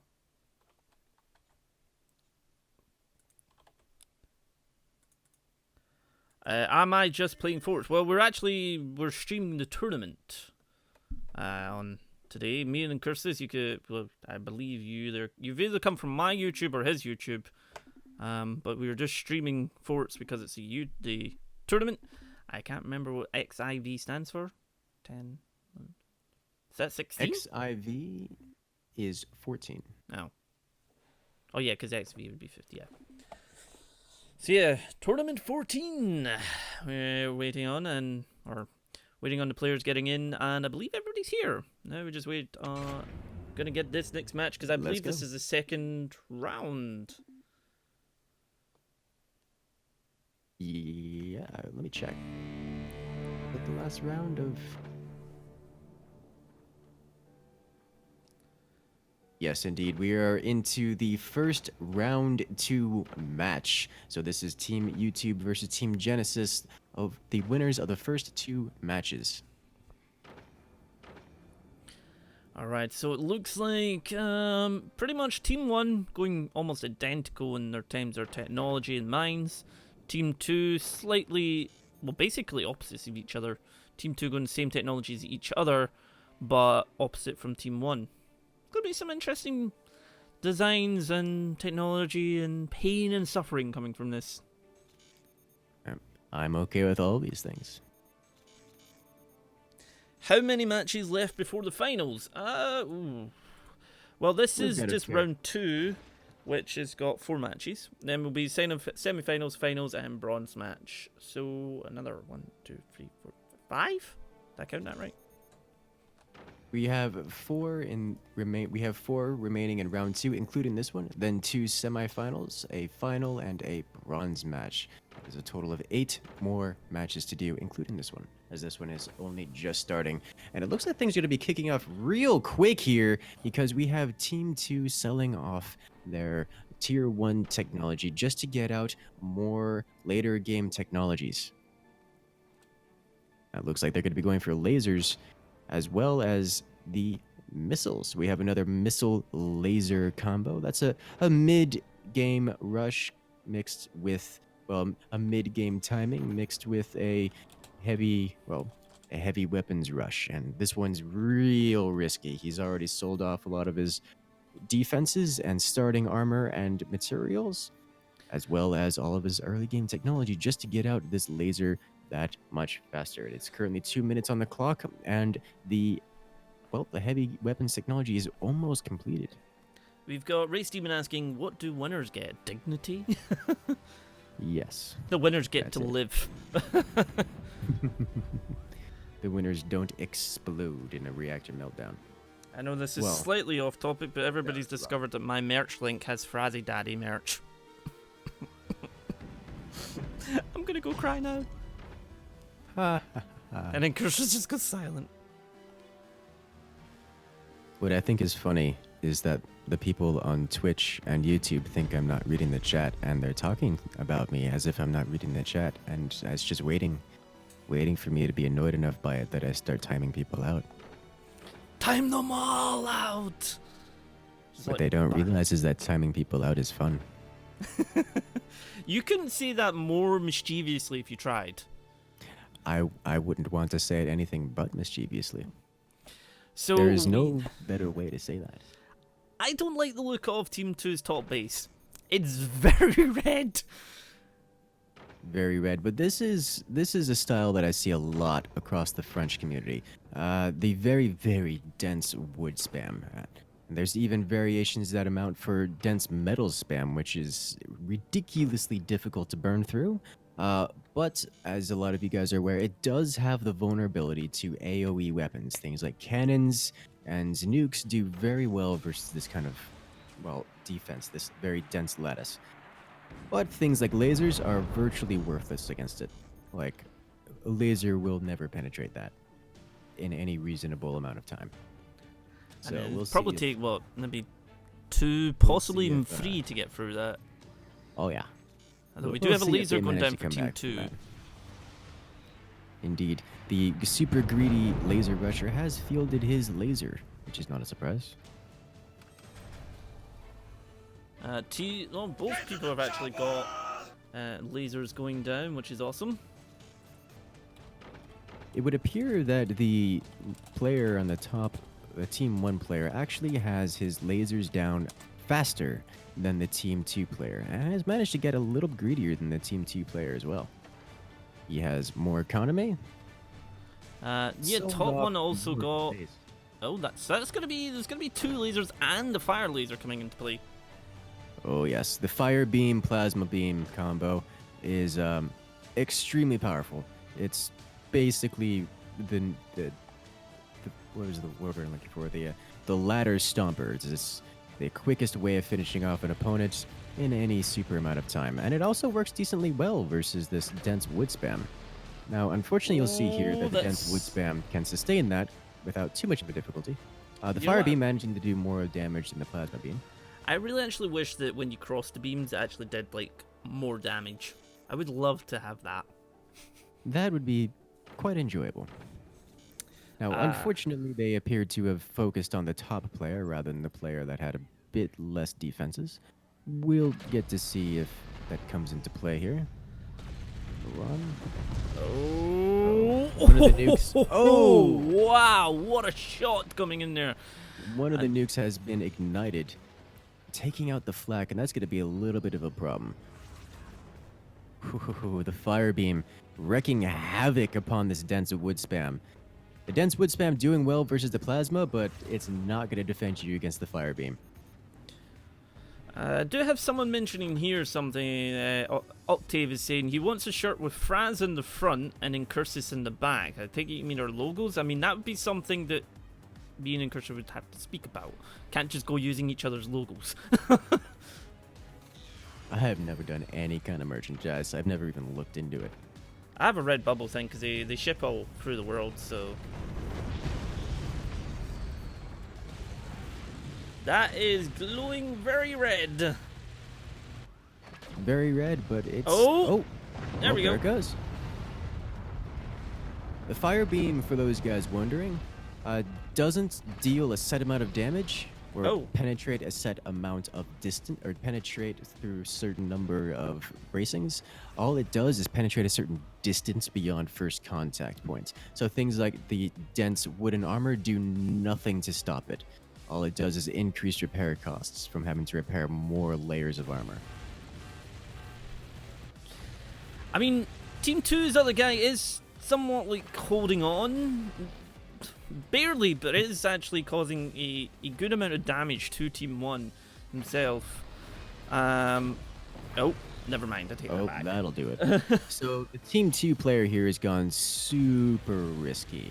He's decided to say, I'm not defending myself at all. Instead, I'm just going to field additional economy, additional weapons, and do as much damage as I can and go out swinging. Which is not a terribly consistent strategy when you're the last player alive. Works well when working with a teammate that can tank for you, not so well when you're the only player remaining. Oh. You really needed to like sort of land every shot possible there. Yes, for sure. And while a lot of damage has been dealt to Team 1 here, Team 1 is going to be able to recover. They've had a much more consistent economy, and it's going to be difficult for Team 2 to recover from this one. Especially when they only have one fire beam, a lot of energy shields, that's 5 energy shields, 6 energy shields, my bad. 6 energy shields and only 3 mines. So, good luck dealing with that. Oh, there it goes, and it's out of there. GG is thrown out. Looks like Team 1 will be the victor. Team YouTube, Felix and Kronk have thrown the lever once more.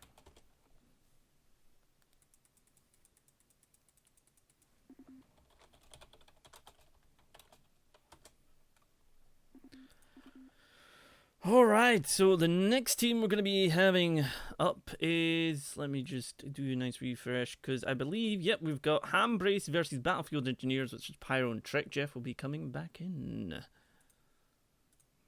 Welcome back. The previous match we did see that Pyro essentially tanked a ton of damage, while Trek Jeff basically sliced the opponent to bits. I have a little thing from Race Demon here saying about, sorry about catching up in chat. I think that in Curse's chat was gotten into his head and that's why he was talking about them. No, I just wanted to let them know that they're liable to be banned at any moment, but unlikely. So now I'm interested. Oh jeez, message deleted, message deleted, message deleted, message deleted. You having fun there? Message deleted and message deleted. Yes, I am. Jeez, okay, that looks fun. I see that people are having fun there. I must say, I'm definitely approving of we're still playing being in both chats. He's awesome. Yes, there's a 30-second delay so that we stop stream sniping, because people could do that and wouldn't really be fair. Trek is just restarting. He broke something. Sounds good to me. There we go. Right, everybody's gonna ready it. Yeah, no, there is a 30-second delay, T-Mine. Mine is on 30 seconds. And Curse is on 30 seconds, and, well, I hope the French one's on 30 seconds. I know I am. 5th time's the charm. Oh yeah, because Joe Apocalypse and Romero have came up against Pyro and Chetka quite a few times. And I believe they've always lost.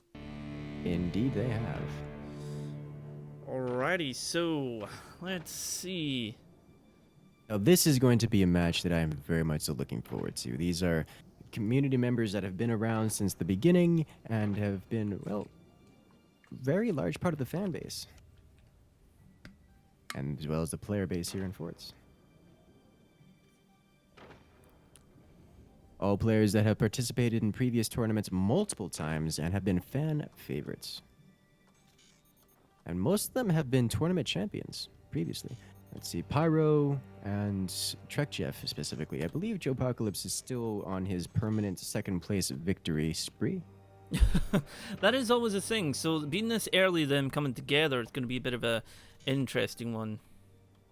Indeed. Usually, Joe Apocalypse is the one that ends up being second place in every tournament ever. So, being faced off against this tournament champion team and the favored team is going to be interesting mix here. Will Joe Apocalypse finally break free from being second place? Or will he end up in lower than second place this time around? Missile's already going down for Team 2 on the right-hand side there, right up at the top. Well, if there's no... Oh, Team 1 actually is putting down some missiles as well. If there's no sort of recourse or counteract to this, it could be pretty painful.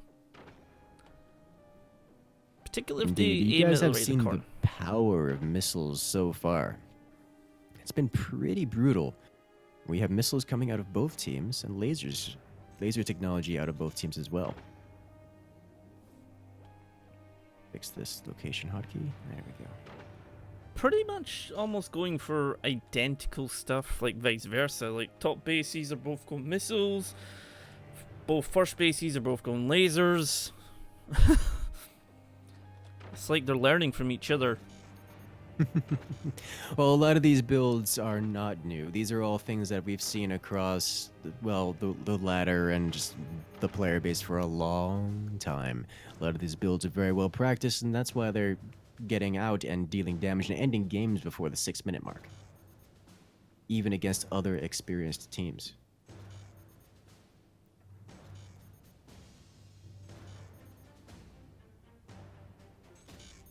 So we'll see what ends up going down here. But it looks like everyone knows what they're doing. We already have our sandbag defenses coming out of the players so they can defend their turbines without having to invest into additional energy production. Well, there goes some missiles. Missiles are available for both players, but Team 2 decided to launch first. And that's a nice good hit, taking out the windmill, causing a good bit of damage there.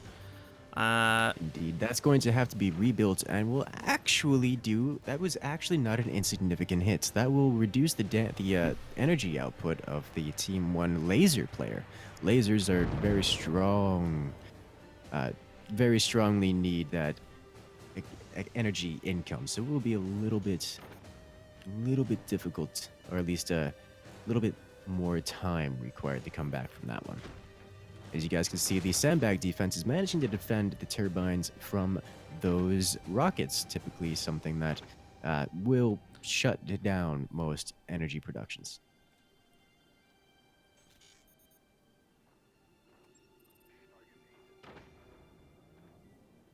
Let us see.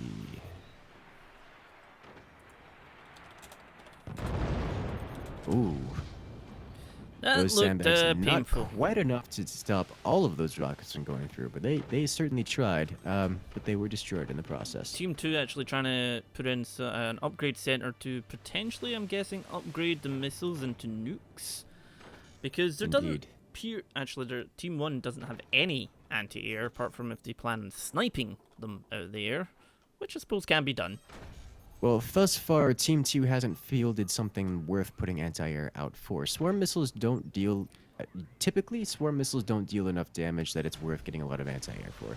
Team 1 knows this, and Team 1 can see that the nuke isn't ready to fire against. I imagine that they're just trying to field their weapons and end the game before Team 2's nuke becomes available, which is a perfectly legitimate strategy and something that is done quite often, especially with Pyro's build. Pyro is about to, yeah. There we go. Here it goes. It's such a rush that he should be able to fire this weapon and doesn't end the game with it. But he does do a fair bit of damage. But is it enough to make a comeback, or will they have to start building anti-air? I don't think it's going to be enough, and they're going to have to build anti-air to defend against. Oh, nope. They're just sniping. They're just sniping everything. We're going to have a sniping match. That will actually completely obliterate one of the players. Team 2's laser players no longer has any weapons. There's no anti-air. This is going to... Ooh. Yeah. Team 2 is getting suppressed very hard here. They have no more weapons available to them. No lasers. The nukes are having an issue. Oh, that is sneaky. That is... dangerous. That... To say the least. If Joepocalypse had attempted to fire those, it would have targeted his teammate. I think they're doing it deliberately, because he's opening the doors. Oh no, he definitely did that deliberately, but ooh boy. That's gonna hurt. Oh yes. Without Pyro enough just space holding armor, on. that did a pretty hefty amount of damage to his laser there. I don't think Pyro could use the laser to get through there. Like, I don't see unless... Straight. True. That's about it. Now, Pyro's in a real tough spot here. Notice how they're starting to invest into the anti-air. Oh, that was a really good hit by the... They are, like, sort of, like, smacking them around a bit, but nobody's done any sort of definite crippling attack right now. Although Joepocalypse is hitting his teammate in the back, apparently. It's just a little bit of tickling, nothing critically important. You gotta tickle those forts, make them feel good, you know? I had to get it in there somewhere. Yeah. Darkwood coming in there, though, saying Pyro living up to his name. By being on fire. Yep. Aha. Alright, so... Okay, so we got another nuke coming in. Oh, if he fires the laser now, he's gonna get... There we go! Oh! Nice! Nice hit. And that is why you cannot let your weapons be destroyed. Just having it all slowed down is enough to enough to make sure that the enemies are free reign and to blow you away instead. So that's going to be a problem for Joe Apocalypse, because now Team 1 has plenty of anti-air, and the only thing Joe Apocalypse has for it is some missiles.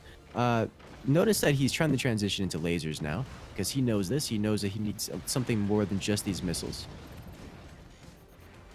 And he's going to have to tank up and survive the onslaught from Pyro. And oh, that's gonna. Oh, well, there goes all the anti-air, and there go. Oh, is it gonna snap? Is it gonna go? It's gonna go. Oh, the battery. He'll be able to recover from this. No, he caught the battery in time. He'll survive, but he's going to be facing this kind of damage for a long time to come. He still has to. He's still got another. What is it? Another 45 seconds away from completing the factory, and then another 2 minutes away from actually being able to field a plasma beam. Assuming he even has the metal to place one down and the space to place one down, which he doesn't. And with this incendiary nuke coming in, that's just going to make his life that much more difficult. Someone coming in there, Dark Hawk saying, Team 2 guy, I like it, he's building a wall like he's trying to keep out the White Walkers. What's he trying to say about Pyro and Check, Jeff? Does Pyro's just this walking skeleton king creature? Like, haha, I'm going to say no more, because otherwise it might give spoilers away if people haven't watched it.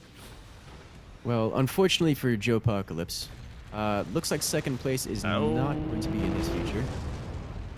And he is going to explode in a rain of glorious nukes and laser fire. That was a very lovely finish by Pyro and Checkgriff there, finishing off what appears to be, Joe Apocalypse, and just lovely going in there with a nice fire, followed up by the laser beam, right through, and gone. And that's the kind of play we expect for previous tournament champions. Anything less, being we're not allowed Pyro and Trekjeff. Oh, that's so sad. Romero and Joe Apocalypse already booted out of the tournament. I suppose you knew this was coming once we saw them lined up so early in the matchup.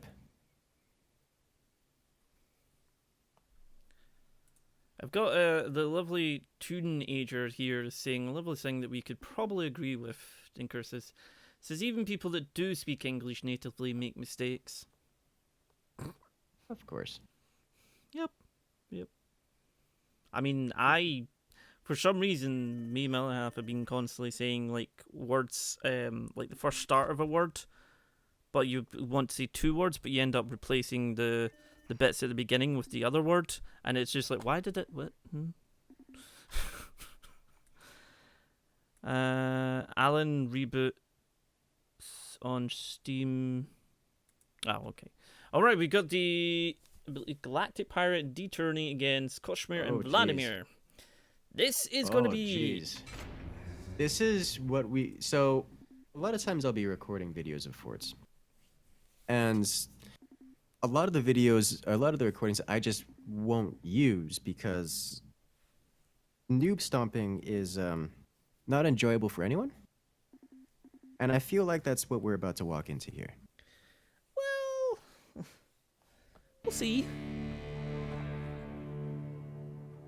So I usually upload all my videos that I do, even if I lose.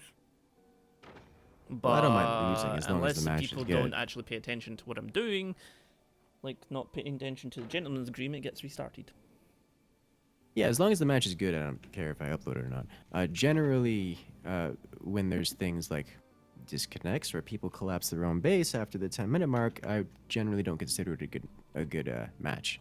Now, I'm not expecting that degree of difference here, but we are talking about the... What? Wait, what happened? Looks like we had a disconnect. One of the players had a game crash. Race Demon saying, I wish Forts was on mobile so I could play it whenever I wanted. Not sure how that would work for multiplayer, though. I mean, you would need to, because obviously 4G and 5G is becoming a thing, but that would eat your data to PCs.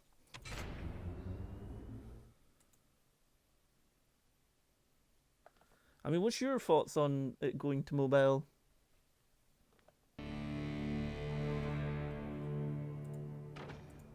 in Cursus? Forts going to mobile? I mean, I struggle to recommend any strategy RTS game for mobile. However, Forts is one of those that it's not really trying to be an RTS. As much as I like to play it like an RTS, and we're here playing it like an RTS, most players don't. They prefer to simply play it like a physics-based. Restarting it again. All right, so it looks like he's having some crashing issues. This is the second time, which means we're unlikely to be restarting again. The next time he crashes, he's going to have to live with it. It'll be a 1v2, which is really unfortunate. Yeah, no Wi-Fi, Ashoka, but I'm talking about if you're out and about. Can't really play it. So, that's the thing.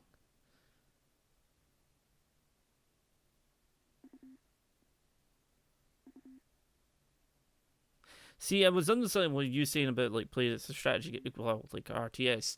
Like, it is strategy, it's just not, like, that RTS of building armies and bases and stuff. It's still an RTS, and a lot of players will figure that out pretty quickly when they start being exploded by people who now actually know how to play the strategy game part of it. But most people, and this is, I think, just because it's a very casual game. It's very enjoyable. The explosions are very enjoyable. The sound effects and everything are just perfect for it. Oh no, it's excellent. And not going to lie, I get a little carried away sometimes building massive sculptures and structures and bridges to and fro.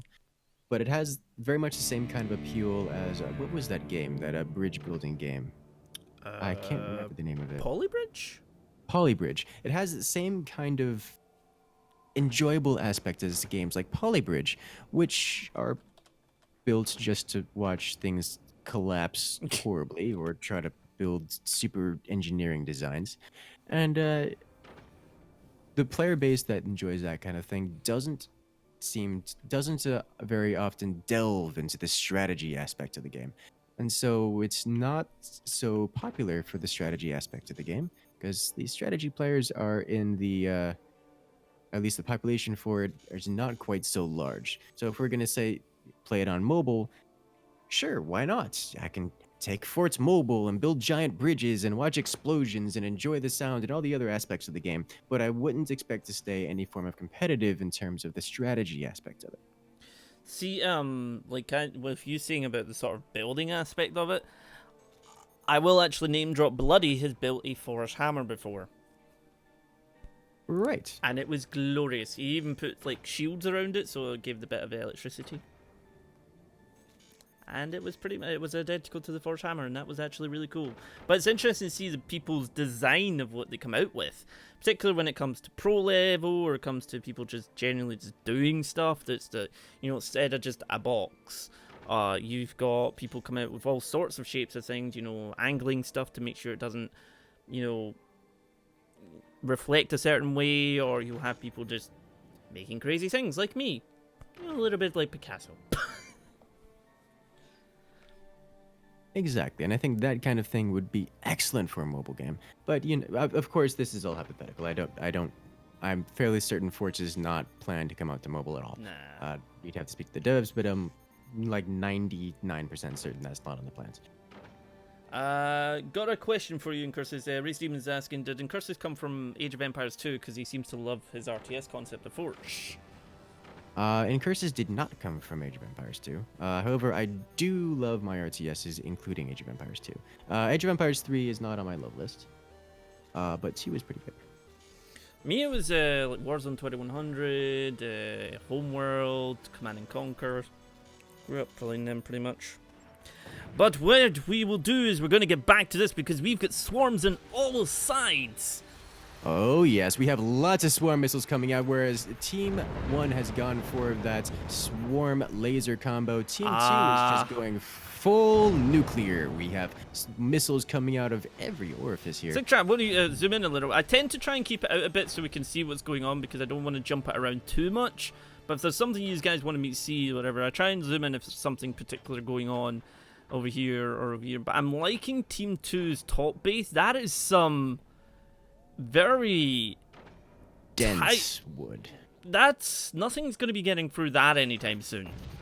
Yes, and as I was saying before, this is something very common within the French community, and this is a defense specifically designed to deal with lasers and other penetrative weapons, and it absolutely just shuts it down entirely.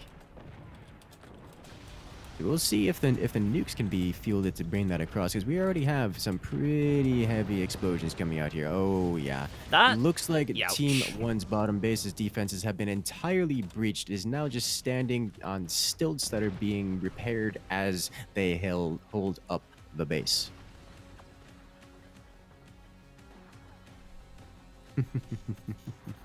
I feel like Team 1 is just gonna get hammered. Oh yeah, the team. We have a self nuke.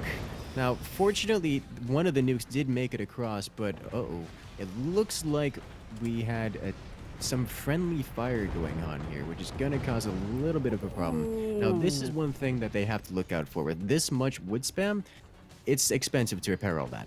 You can see here that the repairs are being actively slowed by not having enough resources, but I think with the overdrive commander coming in, that should give them enough resources to repair all that before the next wave comes in.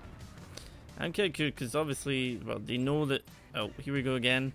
Let's see, because he could nuke his own core if that doesn't go right. And nukes start getting, traded blow for blow here. When was the last Forts update? They actually updated pretty often, like with little tweaks and everything. The big major update was tons of guns. Oh yes. So for those wondering, it's Team 2 that is the top tier, toppest of the top ranked players here in Forts, whereas Team 1 are the regular community members. The regular community members are actually managing to hold their own. And I'm impressed. Color me impressed. These players here from the French community, Team 2, are the toppest of the tier, and they've made a name for themselves both within the French Discord as well as the ranked ladder here in the competitive forts. Oh, this is gonna hurt. Oh, this is gonna be a rough one. Nuke missing the nuke there passes. actually. It actually went right through. If that first nuke had landed, this would have been over. Fortunately, he manages to survive, and it's okay.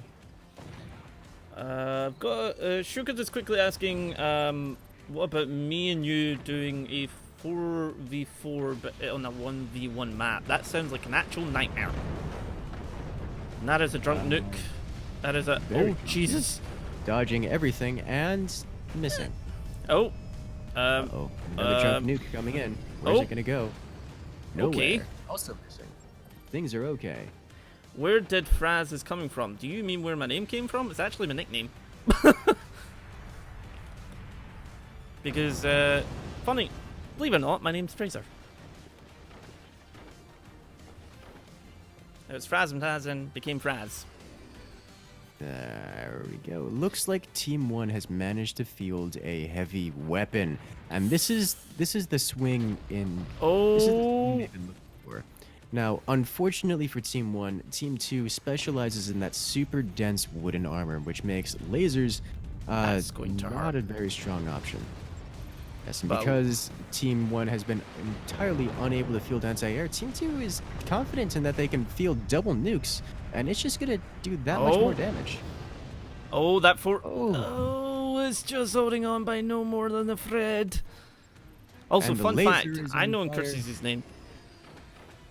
Yes. It's actually quite easy. It's in Curses. Uh-huh.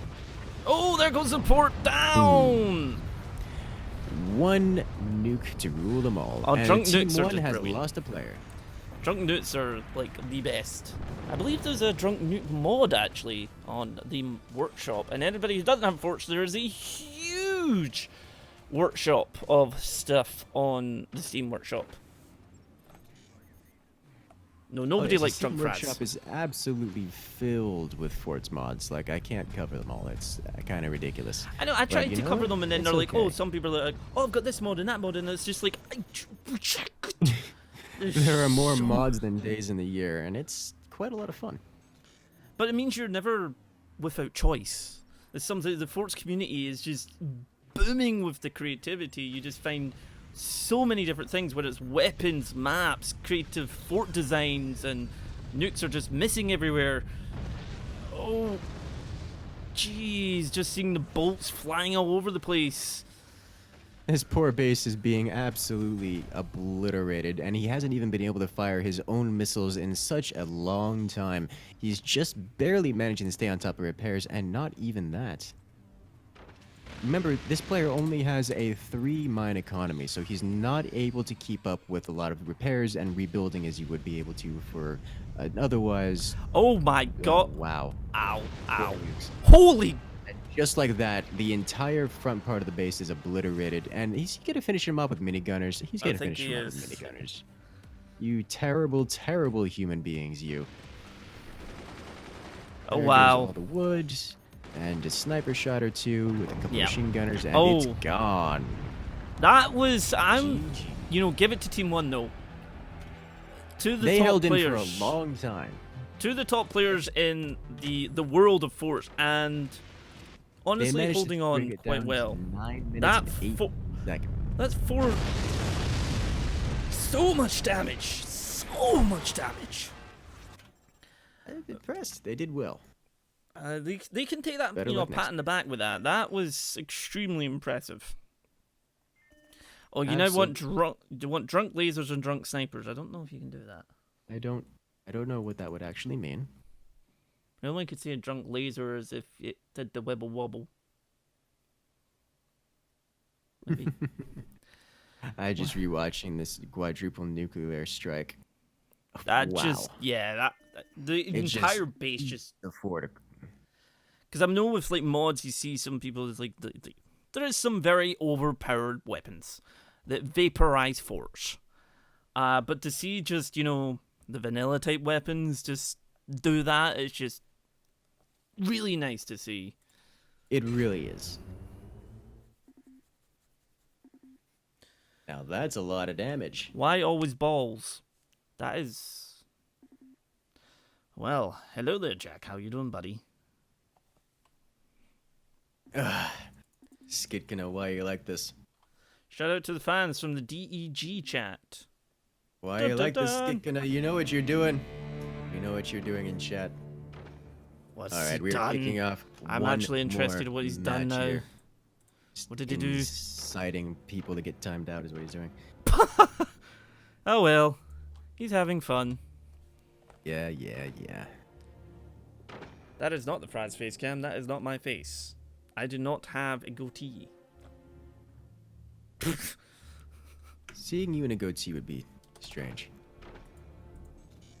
Well, you see, I did face cam in last week. And you came in and it was like, me! And then you saw my face when we jumped off the really high bit in Apex. And I wanted to throw up. I like your solution to heights in video games. It's just like, crunch up my face and just look away and hope for the best. Not paying attention to my surroundings or anything, just...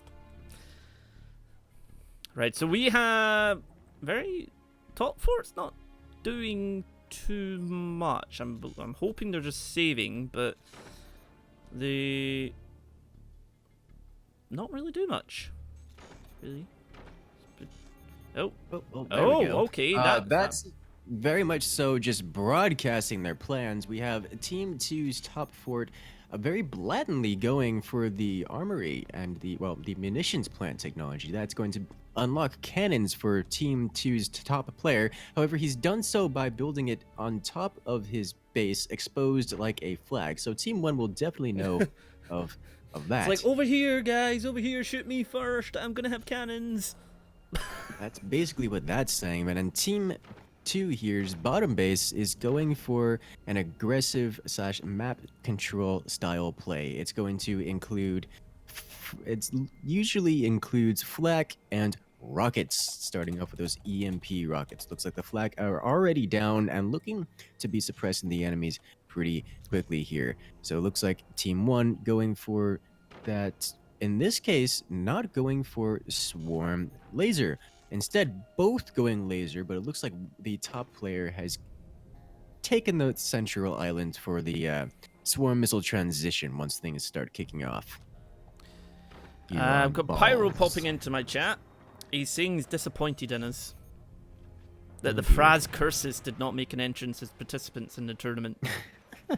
We've already said we'll do this next time if there's a 2v2. Well, so far, so good. It appears that Team 1 has been very active with their sniper, managing to clear out all the early game aggressive options from Team 2, which will put them pretty far in the lead in terms of actually getting things done. They'll be able to put down their lasers without being suppressed by one of the players, and it'll be effectively a 2v1 in about 90 seconds once these lasers come online. There's a fire laser and no laser in the top one, though. Oh, Not just yet, but he is building locations for them. We will see how that goes down. I mean, the top base does have a cannon nearly about halfway, which is pretty great. The second fort on the right-hand side, the bottom one has got a lot of fort, to be fair. He certainly has quite an impressive superstructure. However, it's not filled with things that are actually going to assist the team. And Team 1 knows this. Do you see how slow those windmills are going? Yes, he's managed to, Oh. during his construction, to destroy their efficiency. He's fixing them up real quick. And they're coming back online now. Oh, my apologies, guys. I forgot to press F8. There you go. That's it up. So, yes, we've got Team 2 being the Gaming and Little Wild against Shakin and Bowser. Shakin being a very active in Forts and both in Cursus and my Discords. And pretty awesome player, to be fair. And a very awesome individual. Oh! Well, that was a really awkward place to fire that. Rip, bouncing off of the single energy shield present on Team 2. Fortunately, not dealing any damage in reply. We do have the laser beam 3/4 of the way done for Team 1. Team 2's cannon, about to be ready and used. Yup. Once that door finishes, they will be firing that. And, a little bit of fire coming in from the top base here. Wonder what's about to happen. Let's see. Oh, not doing as much. Getting rid of the doors, but not doing as much as I hoped it was going to do. But now they know where the cannon is, and if that goes... Oh, but the flak coming in through the hole that the cannon opened up, and that's gonna get rid of one of the lasers, and that's gonna make things a little bit more difficult for Team 1 here. Ray Stevenson, you know what I'd love to watch in Curses versus Frazzz, but Frazzz starts with a slightly better base. Well, to be honest, there is a fish versing video we done. That counts. People keep saying Frazzz versus Curses. I was like, we already have. A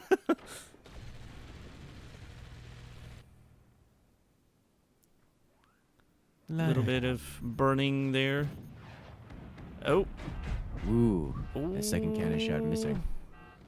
They need to make every single one of these cannon shots count. Team 2 is already noticeably far behind. Team 1 is just scaling up freely, and Team 2 is... Yeah, that's a lot of fire lasers that are just going to give them a constant stream of fire that they won't be able to do anything for. The bottom base doesn't seem to be doing anything. He's not built any advanced structures. He's just got some flak and a rocket. Not really doing much in the way of anything else, whereas his top friend is getting slammed quite a bit. So I'm not entirely sure how... I feel like this bottom base has got a lot of fort, but not much in it. Yeah, I'm not sure what the plan here is for this bottom base. I'm sure they have some plan, I just don't see what it is. Uh-oh. It was a 1-1. Is Team 1 going to lose his cannon? Cannon technology? It's extremely weak right now, and he does not have the economy to repair it. So if it gets shot again, and there it goes. That means Team 2 can no longer build heavy weapons of any kind. They are locked to the first tier of technology, which means they're not going to be able to field anything that can actually end the game for at least another 3 minutes. And Team 1 doesn't even have the economy to do that if they wanted to, which is gonna be problematic for them.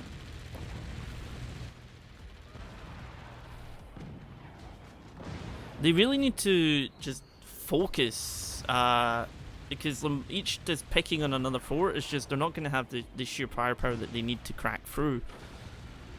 Whereas we're getting the second base here is just firing EMPs, but then again, if he fired EMP while the door was open for the laser, and then the cannon came through, that'd probably be the end of that fort.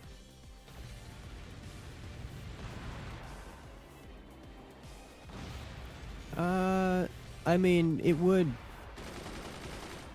It could probably snap off with the laser like reacting and cutting in that little area. Maybe. Well, if the laser explosion doesn't cause that much AoE damage, it wouldn't cause the wouldn't cause the nearby structure to break, but it would shut down the any reasonable amount of damage output from that particular base. Is the thread gonna snap? Looks like it might. Oh, just barely keeping it intact. Oh. So what's happening here is Team 1 isn't fielding a lethal amount of damage. Yeah, they're more like tickling them right now. They've gone for the mass fire beam style, which is good for disabling the opponents, but not so good at actually destroying them. You can do things like tear asunder all the innards of this base and get rid of all of the flak and EMP that were once there, but you can't break through things like these energy shields and actually destroy the core. Same thing up top. Notice it's missing all of its technology, all of its innards and infrastructure, but it's still alive, and that's what fire beams are designed to do. Which is, it serves their place, but they need to start transitioning it to different weapons.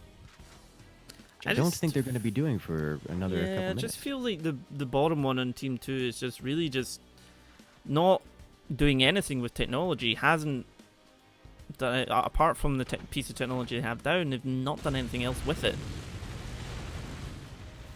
Yeah, well, I mean, I'm sure they have a plan. I haven't seen what the plan is, but they're trying. They're trying real hard. Oh, that might be about to go, but I mean, they've got 5 windmills, 4 mines there, but they're not. Uh-oh. The MPs will be a cause for causing that core to go. Again, they still need to hit it with something stronger than that fire beam in order to make the damage actually They do have a laser in there that they're just not using. Indeed, I suspect they don't have the energy production for it. They only have 4 turbines. So we'll see if they ever get to use it. There goes the MP. Oh, that might be it. That's gonna be it. Oh, that might do it. Oh, not quite enough. He needs. Will it just still go though? A little bit more. Yep. Oh, he didn't put it out. Hey, kids. Right, well, he just burns down. GG. Well, that is that, and now we have 1 remaining on Team 2. Yeah, this is Team 1, and we've got 2 in Team. They're just going to continue to repeatedly smack around their prey, and it will only be a matter of time. Oh, yeah, this time the combined firepower should be enough to start really. Unless you set yourself on fire.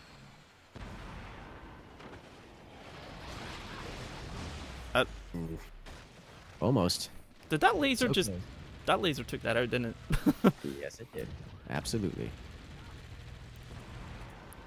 There goes EMP, which... Oh. Anybody gonna fire? Anybody gonna fire? There is a laser that's ready to fire, but he keeps setting his own base on fire. Oh! Well, there that goes.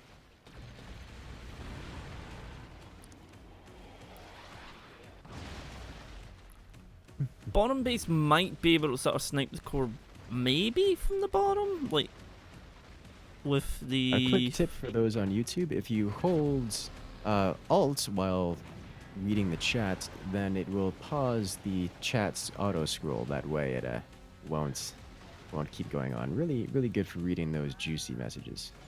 Oh, you're getting juicy messages now, and there we go. There it goes. Team 1 winning the final battle there. Or the Team 1 with a victory.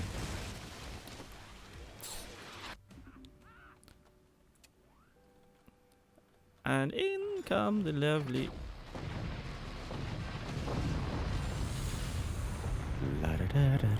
Very nicely That'll done do by it. the team. There we go. Well, hello, Casper. Welcome back. Indeed, I have switched to full-time YouTube and just do programming on the side now for fun as a hobby rather than an actual profession. Yeah, Which if is only. actually really quite enjoyable. If only.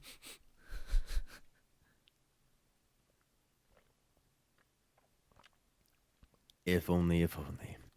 Yes. So it looks like we've got Pyro coming back in. So it'll be Pyro and Trek Jeff against Is it Cronkinator? And Felix. His name is Pull the Lever.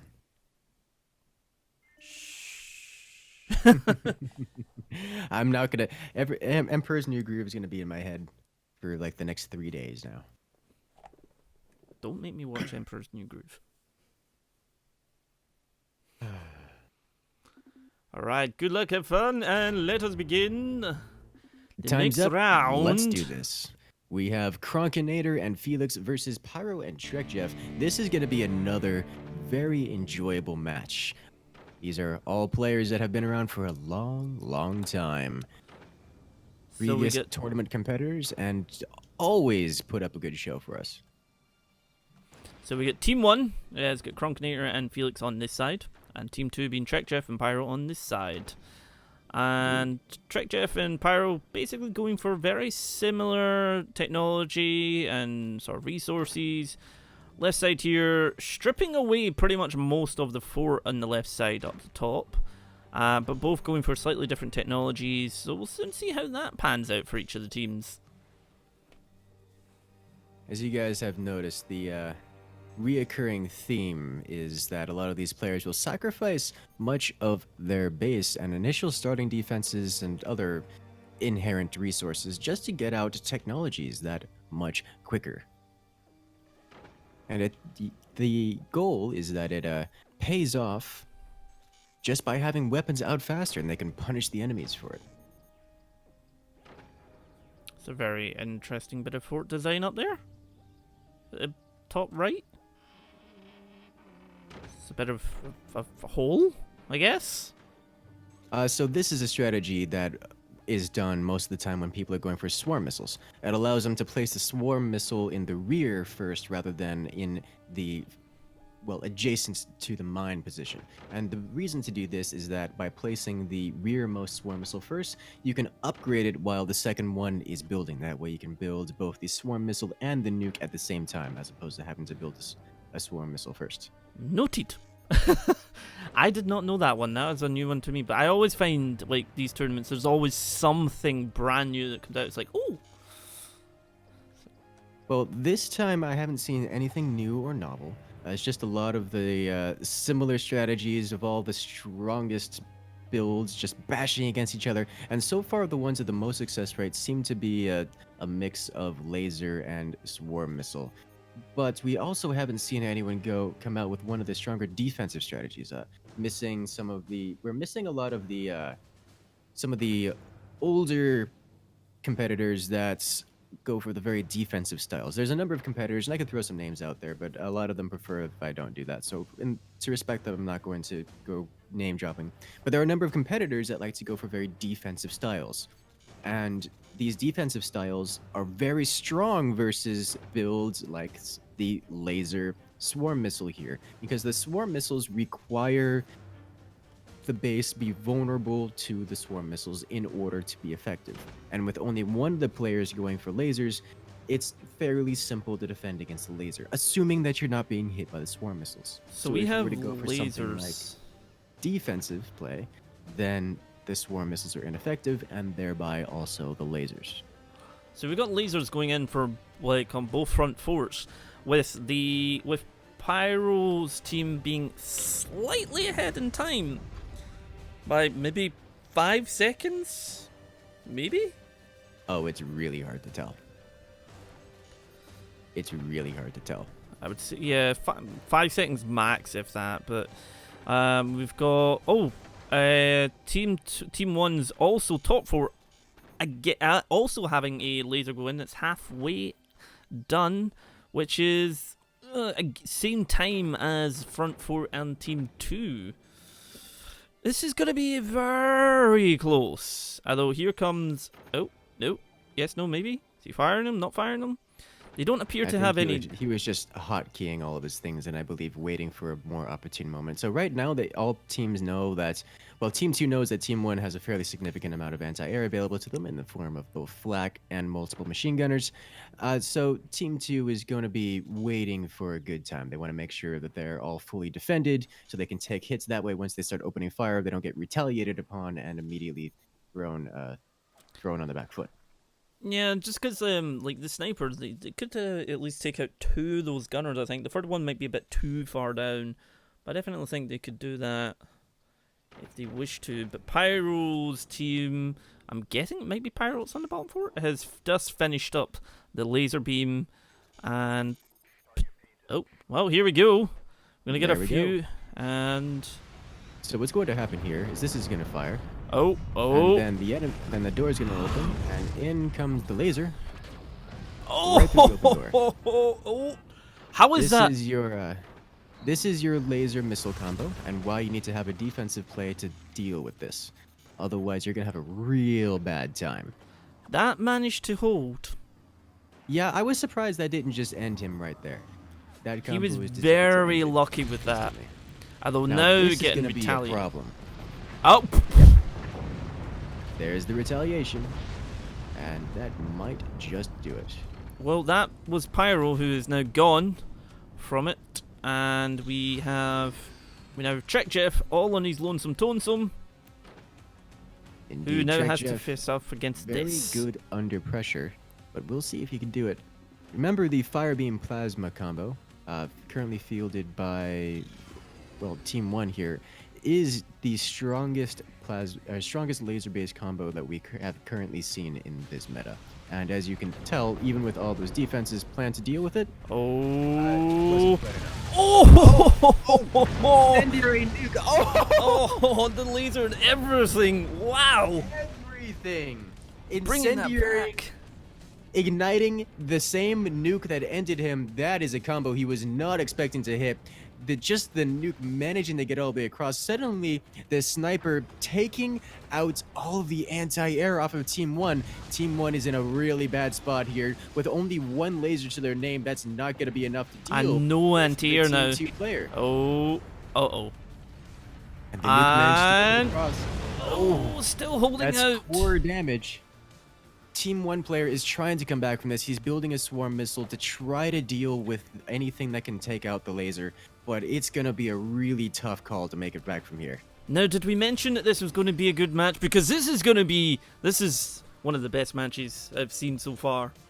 Oh, this one got exciting real quick, and we can see here Team 1 trying to use that spaced armor just to try to mitigate some of the nuclear damage, and using the laser to, well, be the anti-missile system. Try to get rid of those nukes, and at this point it is worth it because Team 1, that single laser is not going to be enough to penetrate Team 2's defenses here, and he knows this. So rather than trying to penetrate the defenses, he's using his weapons defensively to get rid of all of those nukes and the missiles just to make sure that he can live through this. And look at that, he's... I think he... Oh, he waited to fire the nuke. And he's got no anti-air. The nuke is coming in. Oh, that's a big hit. Not only did a lot of damage to both, well, his energy and his laser, but that got rid of some energy production and damaged the laser. So that's going to require repairs, which is not a cheap. Team 2 doesn't have any anti-air actually, so that's just going to go straight through. Although here comes another salvo. Yes, but he also isn't being hit by a lot of missiles. The swarm missiles don't deal much damage. That was a little bit of trickery there. That was a bit messy. So what happened there is Team 1 used his laser again to shoot down the nuke, but this time around it hit a energy shield and reflected back into his own base, well, destroying what little anti-air he had left. So the next nuke, unless he starts repairing the base, which he's having a hard time doing right now, is going to get through clean and unscathed. I mean, it's quite coming down to the wire, this one. Very much so. Oh, the sniper going again for Trick Jeff on the right side. And I believe, is it Felix we got? Yeah, it's Felix we got. Oh! Uh-oh. Hello, Popstar, thank you. That was rough. That was almost lethal damage. That reflection going Thank you so very much, Popstar, for straight the back into his 16 own months. laser. You're If I had awesome, taken out buddy. his laser, that would have been game over for sure. Remember that this core has been heavily damaged by the splashdown from the nuke. So if that laser here it goes and comes. he's not coming back from this. Is it gonna go? Is it gonna go? Oh, he doesn't have. I don't think he has it.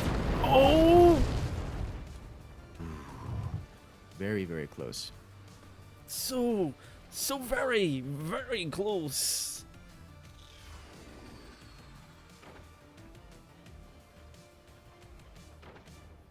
The nuke loads quicker than the laser, doesn't it?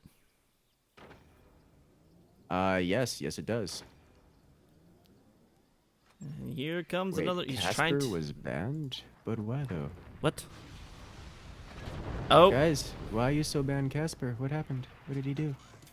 I love how just the one swarm missile got through. It just tickled the I'm floor. going It's like, to hello. have to unban Casper, guys. I'm sorry, we're still playing. Why did Casper get booted? I'm not sure. Why you do this? Looks like a mildly inappropriate joke. Fine, I'll unban him.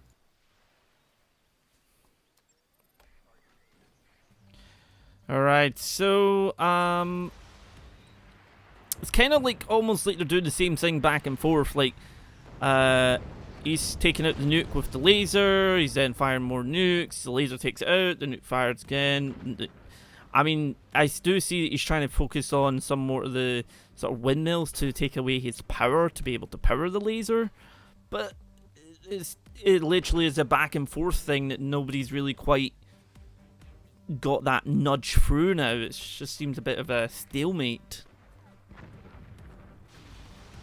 Yeah, that seems to be what's going on here, but Team 1 is still on the back foot just because of the amount of damage. So in the 4-minute time frame, they are going to be not on top, shall we say.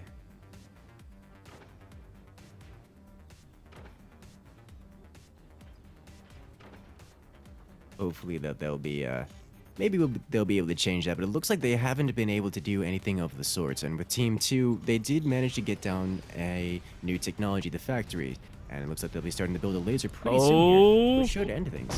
Oh, ho, ho, ho. And there goes one of the windmills as well. Nuke hitting, causing a good bit of damage there. I'm wondering if he's done that deliberately, though. He's done it to save the... Oh! Yeah, I think he's tried to try and, spruce it up a little bit, try and go more of the offensive than the defensive to try and take down the fort.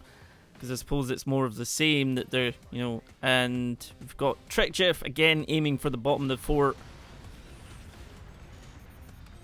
And is it going to... Ooh. It's so very close. Trick Jeff just trying to...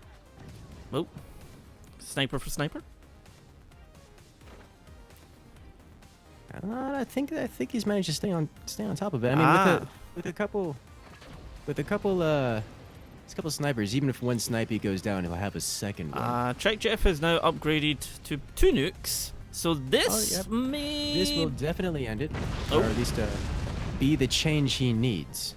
With double nuke coming out and no anti-air to speak of. Remember, with 2 nukes is much easier to bring down than a nuke and a swarm missile, but double nukes also a lot more damage output possible. So long as Team 1 is unable to field any kind of anti-air or any kind of anti-projectile, then it'll be worth to bring those double nukes.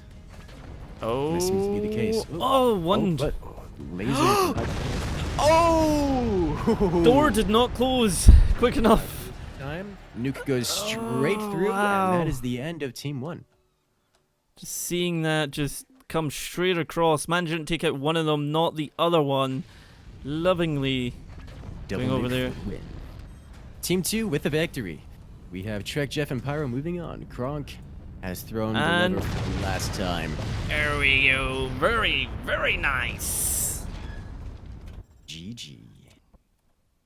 So that was I feel like that was one of the best matches this tournament. That was Absolutely. very awesome. Very, very good. So it looks like Team YouTube. Well, actually, I was wrong. Kronkinator may have thrown the wrong lever, but this time he's landed himself into the bronze match. So we have one more match here between, well, some of these toppest of tier Forts players. All of them, I think all of them top 10. Now, Vladimir will be the only player not in single digit ranks that is competing in this particular match. And the loser of this will be facing off against Kronk once more in the bronze match. Dun dun dun. Whatever shall happen, who knows? Everybody's gonna. I was about to say everybody's kung fu fighting. That's what someone should do. A kung fu mod for Forts. I mean, I know you've got the ninjas, but like kung fu. I don't know, fling black belts at each other or something. Maybe a hand fist going through there, like ha! I'm gonna hush up now. Ta-da! Alrighty, so now we are off to the second semi-final match. It is Skidkina and Bowser versus Vladimir and Kochemar. He is the number one, isn't he? Yes, he is the number one player in the Forts ranked ladder. And I believe his name is French for nightmare? Chat lovely. would have to correct me if I'm wrong on that one. Wait a minute, let's have a wee look here. So is it Koshmir? Koshmir. Oh, yes, I will not be able to pronounce it is nightmare. It means nightmare. It's French for nightmare. Oh, Wow. guys. We have some meme tactics coming out. We aren't even in the bronze match yet. Welcome to, well, Forts memes. We have Team 2's player, topmost player, is moving the core all the way to the back. And that is going to be an interesting decision. Typically, this is considered a meme strategy and not a legitimate strategy, just because of the amount of delay it enforces upon your base. By disconnecting your base, you are guaranteeing that you lose a large amount of economy, all the construction time from your, well, all the construction time from your anything you have under construction, as well as mining income and everything, and permanently sets you back, well, in timings, usually to a degree that cannot be recovered. But the benefits in doing this makes it, the benefits are quite large if you can pull this off without being completely eradicated. That was dangerous, though. You suddenly have a very large amount of area to make entirely defensive. That was... Oof. Oh, is that gonna snap? It's gonna snap. No, but he's gonna let it go. Really sold it off. Yeah, that can't maintain. But that was a dangerous move, but also it's worked. It has worked, and it looks like he's gonna be able to maintain it. So we have, okay, now he's got to be able to come back from this. Notice how he's just building his energy production, whereas the other players are, well, just about to field weapons that can break through. They already have their swarm missiles down and about to start launching, and things are gonna get a lot more rough for our core swinging player before things get better for him. Well, missiles are coming in from the right side already, doing quite a bit of damage. Windmill going down, the minigun going down. Yeah, those swarm missiles getting a pretty critical hit. Both windmills down now. And both windmills. All right, well, that will relieve a lot of the pressure off of our core swinging player. And it looks like the aggressor is going to be taking the brunt of the retaliatory force. Yep, that's going to hurt. Ooh. I do love when you see some crazy things in the tournament. So, like, you know, the swinging of the core there, that's just... You don't see that sort of thing, usually. And then for people to do that, it's like, what? Although I'm noticing Kashmir's ping going up to about 600 there. 900? Is he okay? I'm not seeing those ping times. Or at least I didn't see anything hit above 150. Lucky for you. Yeah, we get Kashmir hitting about 600 up here, and then dropping back down to about 70. It's a bit of a weird fluctuation. Well, hopefully it fixes itself out. Because we have some more, well, just suppression coming out here. Looks like Team 2 just gonna be content to take things slow. And this is generally not the path you want to take against a player who's swung their core. See, like, part of me always feels like, you know, the classic saying was like, slow and steady wins the race. That might be the case for Team 2 here, because they've got the laser going in up the top there, swung the core back, you know, got ample defense there to take quite a few hits. Team 1 not really having much in the way of answers to it. Like, they've got the ability to potentially build lasers on the bottom fort at about another, no, now. Top 1, though, really is just sending more swarms. Then again, Team 2 don't have any anti-air. Hey, Sky Storms, how you doing? Doesn't have much to show yet, but with the kind of build they're going for, with the core swinging and the missiles, they will be able to field more as time goes on. Team 2 has not yet reached their full potential, and it's going to be a little while before they do. But when they do, it will be noticeably stronger reply than anything that Team 1 has fielded thus far. Team 2, Gushmere just casually shooting his teammate. Swindle, you know, just to like, hey, how you? I'm doing good. How are you, Sky Storms? And I believe the Glorious in Curses is doing good as well. As always, I'm actually ridiculously hungry right now as I sit here eyeing my foot-long sandwich filled with meat that I wish to swallow. Let's, you see, this is one of the benefits of having swung the core. That splash damage would normally have hit his core and done a pretty hefty amount of damage, and instead splashed on nothing but wooden bracing. Well, we're about to see a laser come into action, I believe, which could I mean, there is a shield in the top base. So yes, he's not going to be able to cut it off. Team 2, I imagine he's going to target instead, well, one of two places, either the economy of Team 1, or just go straight for the kill. Looks like he's going straight for the kill, which is, oh, that was a rough hit. The unexpected reflection of the laser has not only it ignited the nukes and not only caused massive amounts of damage to, well, himself, but also destroyed one of his lasers, which is gonna be a bit of a problem. Oh, there we go, a nuke getting through. Oh, that was a beautiful nuke. Oh, see if that laser hadn't stopped. Those two nukes swung up on the left-hand side there. They actually swung straight up, and because the laser obviously was still firing, it took them out. But if that would have been his economy gone. Although he doesn't seem to be repairing it. Just kind of left it hanging, which seems a little bit dangerous to me. He's likely having economy issues. Remember that Team 1... well, that was some anti-synergy there, igniting the enemy nuke as it was coming in. Remember that Team 1 has not gone for a very economic-heavy option. He only has 3 mines. You can see how slowly each of these wooden bracings are repairing. He does not have sufficient economy to keep up with all the repairs. Uh-oh. Oh! And both teams with multiple occurrences of the anti-synergy, again igniting the opponent's nuke and again causing the nukes to deal much, much more damage. And it's this time it actually took out every weapon available to Team 2 here, at least all the lasers, so that's gonna be rough. This match has still got some more time in it. Both players just slog it away. Both players ending up just tanking up and not actually finishing the match. Here comes another nuke. Ooh. Nukes are pretty much down. We've got some flames, some fireballs, and everything going in there.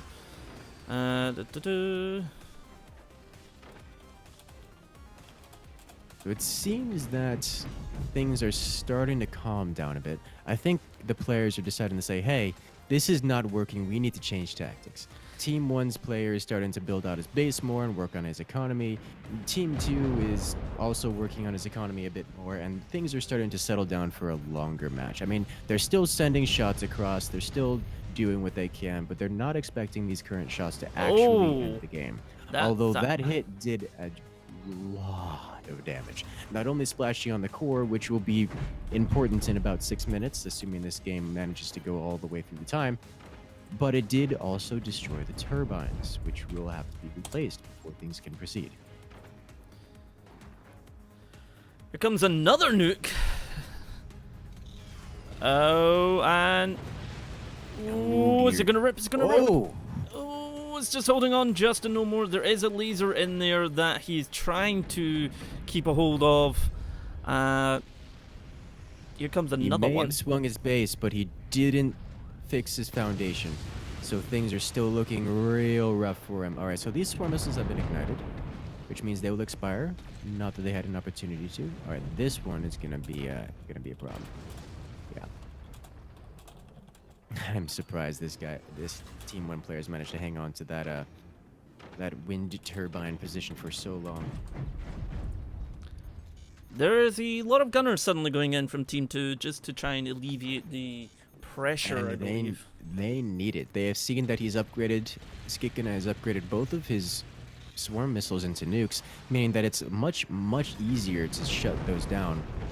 Oh. And there's one. Just shut down just like that. Oh, drunk nuke. Still continues straight in. Drunk nuke, the thing that you can never tell where it's going to go. Got a bit of blue in here, actually. Blue metal band in here in Team 2 for Vladimir.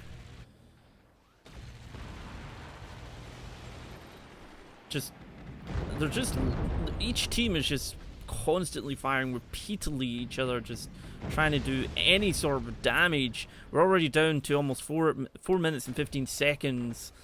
And we've got Vladimir's laser taking a little bit of a shot from the sniper. Oh. And there it goes. Well, He didn't manage to get a door on it, and it was exposed. And so it was sniped down to oblivion. Yeah, all the teams here have... It's just devolved into a slugging match. Neither team has managed to put together a set of weapons that can actually destroy the enemies here. They've both decided to say, we've given up on trying to destroy the enemies so much as just slowly whittle them down. But there's only about 3.5 minutes remaining in the match, and that's not going to be enough to whittle them down without getting some kind of critical hit with these nukes.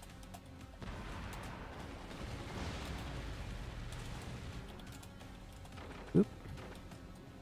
Yeah, look, Team 1's player here is filled with flak and fire beams. These weapons are meant for suppression and, well, purging of opponents' hidden... if you build like one laser right now, it, like particularly in the second base, could be extremely effective in helping, you know, curve it down a little bit. Oh, absolutely.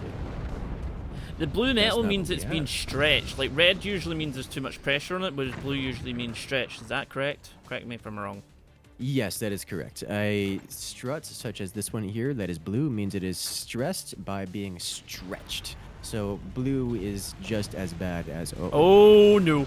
Double incendiaries, and suddenly that base is missing. Well, that once looked painful.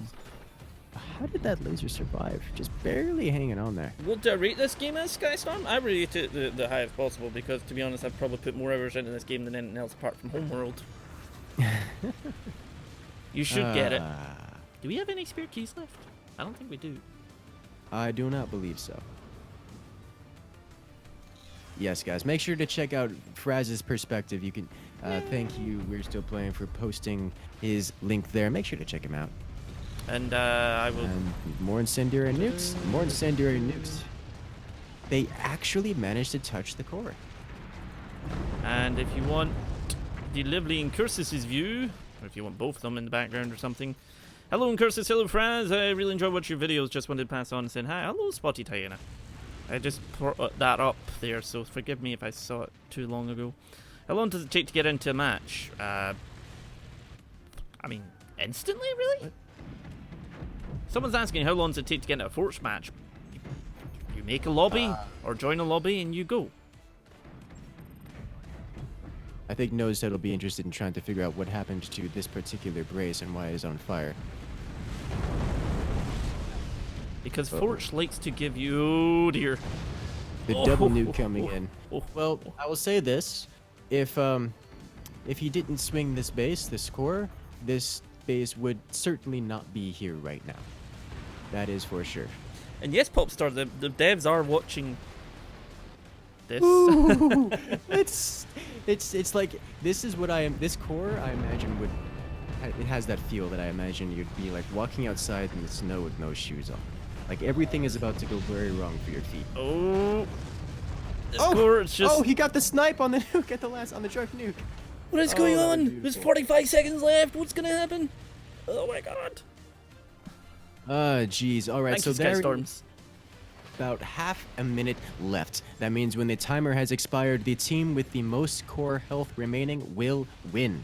In the case that both teams have exactly the same core health remaining, which I doubt in this case considering all cores have been damaged, then the team with the most general damage will win. That is most bracing destroyed, most weapons destroyed, and such. Honestly, I have no idea which team is winning here. Part of me thinks Team 2 might win for the fact that the core is at the back. Because it's Remember, not that been core damaged. It has Is been it? damaged. Ah, okay. It has been damaged. Oh, we're about to find out. And the answer is Team 1 wins with 86% core health remaining. so much back and forth. We just want to have a quick little look at the way that swinged that core, took that away a little bit. We speed this up a little bit. You can see did some trickery back there, connected some lovely things, took it away, and whoop, swing back it went. It was. Oh.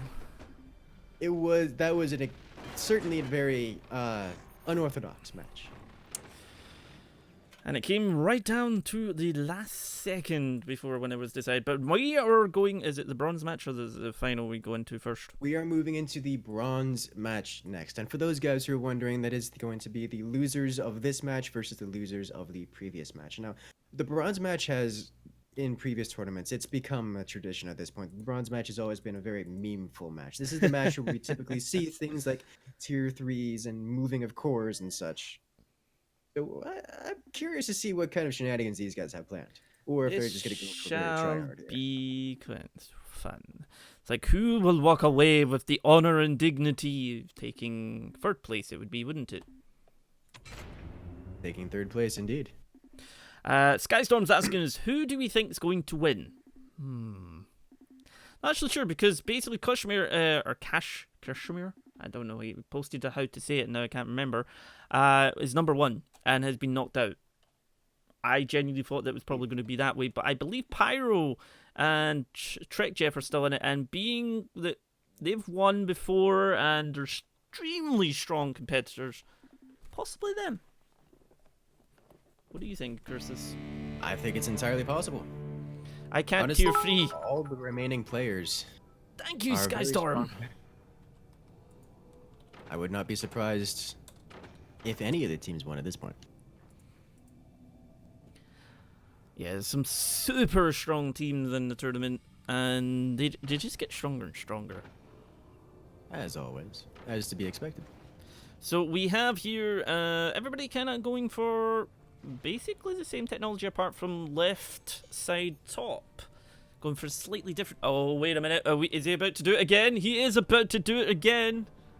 And... Looks like we have another core swing coming out of Team And 2's away it top base. goes. And... Oh, you didn't connect it this time. Swing the core. Oh, there we it go. is. All nice and connected up. Oh, that is brilliant. Koshmar rhymes with scar. Koshmar. So scar, Koshmar. Okay, that's how you say it. Apparently in curses. Koshmar. I will take your word for it. Now, unfortunately, this map is not one that supports tier 3 weapons. Yeah. But we do have core swinging, so that counts. I mean, don't know what else we can't have.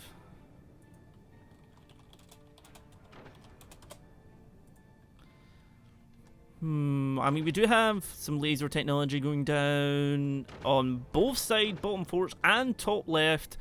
Top right going cannons, so... Cannon's an excellent choice on this map. And provide Team 2 with a little bit of different strategy that they can have access to.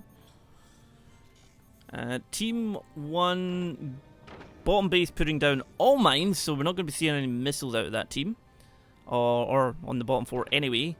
Top 1 does have another place for either missiles or mines, depending how they wish to play it.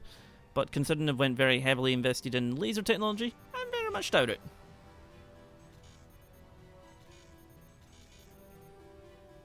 So, in curses, who do you think is going to take this bronze match for Forts Tournament 14? Oh, I have no idea. This is going to be an interesting match to say the least. Now, I kind of actually expect this one to go the full 15 minutes, which would be neat. That is some very, very tight wooding structuring on bottom base on Team 2. Indeed. Usually, they start it by connecting to the ground and cross-bracing their bottom. I don't know if he'd forgotten to do it this time, because this is a very heavy style. Oh, there he goes. I think he just did the order slightly backward. I make this mistake almost every time. But the wood bracing here is very heavy, so you need to connect it to the bottom first. That way you don't overstress your base. But this will make his base very sturdy, very rigid, and able to take a lot of hits, just the way he likes it. Something else gets upset about that, but I'm not going to say anything. You know, there is a lot of things that can be said about a lot of things. I'll leave it up for chat to work that one out. I don't think they need the help. But what's interesting to me is that the base here for the Team 1 has gone very, very risky. It's exposed, it's out there, and it's fast. We're, let's say, almost at the 4-minute mark, and these lasers are almost completed already, but it has come at the cost of every imaginable defense available. See Team 1's top one. Oh, he is selling it. I was kind of wondering with the fact that he had that, and that'd be a straight laser right through. Oh, absolutely. But he's managed to seal that up. We're approaching the 10.5-minute mark left, and Team 2's fort on the right-hand side. That is, you're not going to be getting through that anytime quickly. Certainly not getting a laser through that anytime soon. And you've got 2 cannons going in the building there on top right. And left on the bottom there also got a very strong front as well. And a laser about to be ready, but if they're going to be shooting at the fort at the front, it's not going to be doing much. Could take out the, maybe trim a little bit off the top. That's about it. Then again, if he hits that right and took down that top, both the laser and the fire beam would drop. It's going to be really bad for top player right here. He's defended against 1 laser, but not 2. Just like that, they're gone. And there it goes. Oh, yep. Yep, and that is the bottom base. Jesus. This kicked off real quick. Well, that kind of went.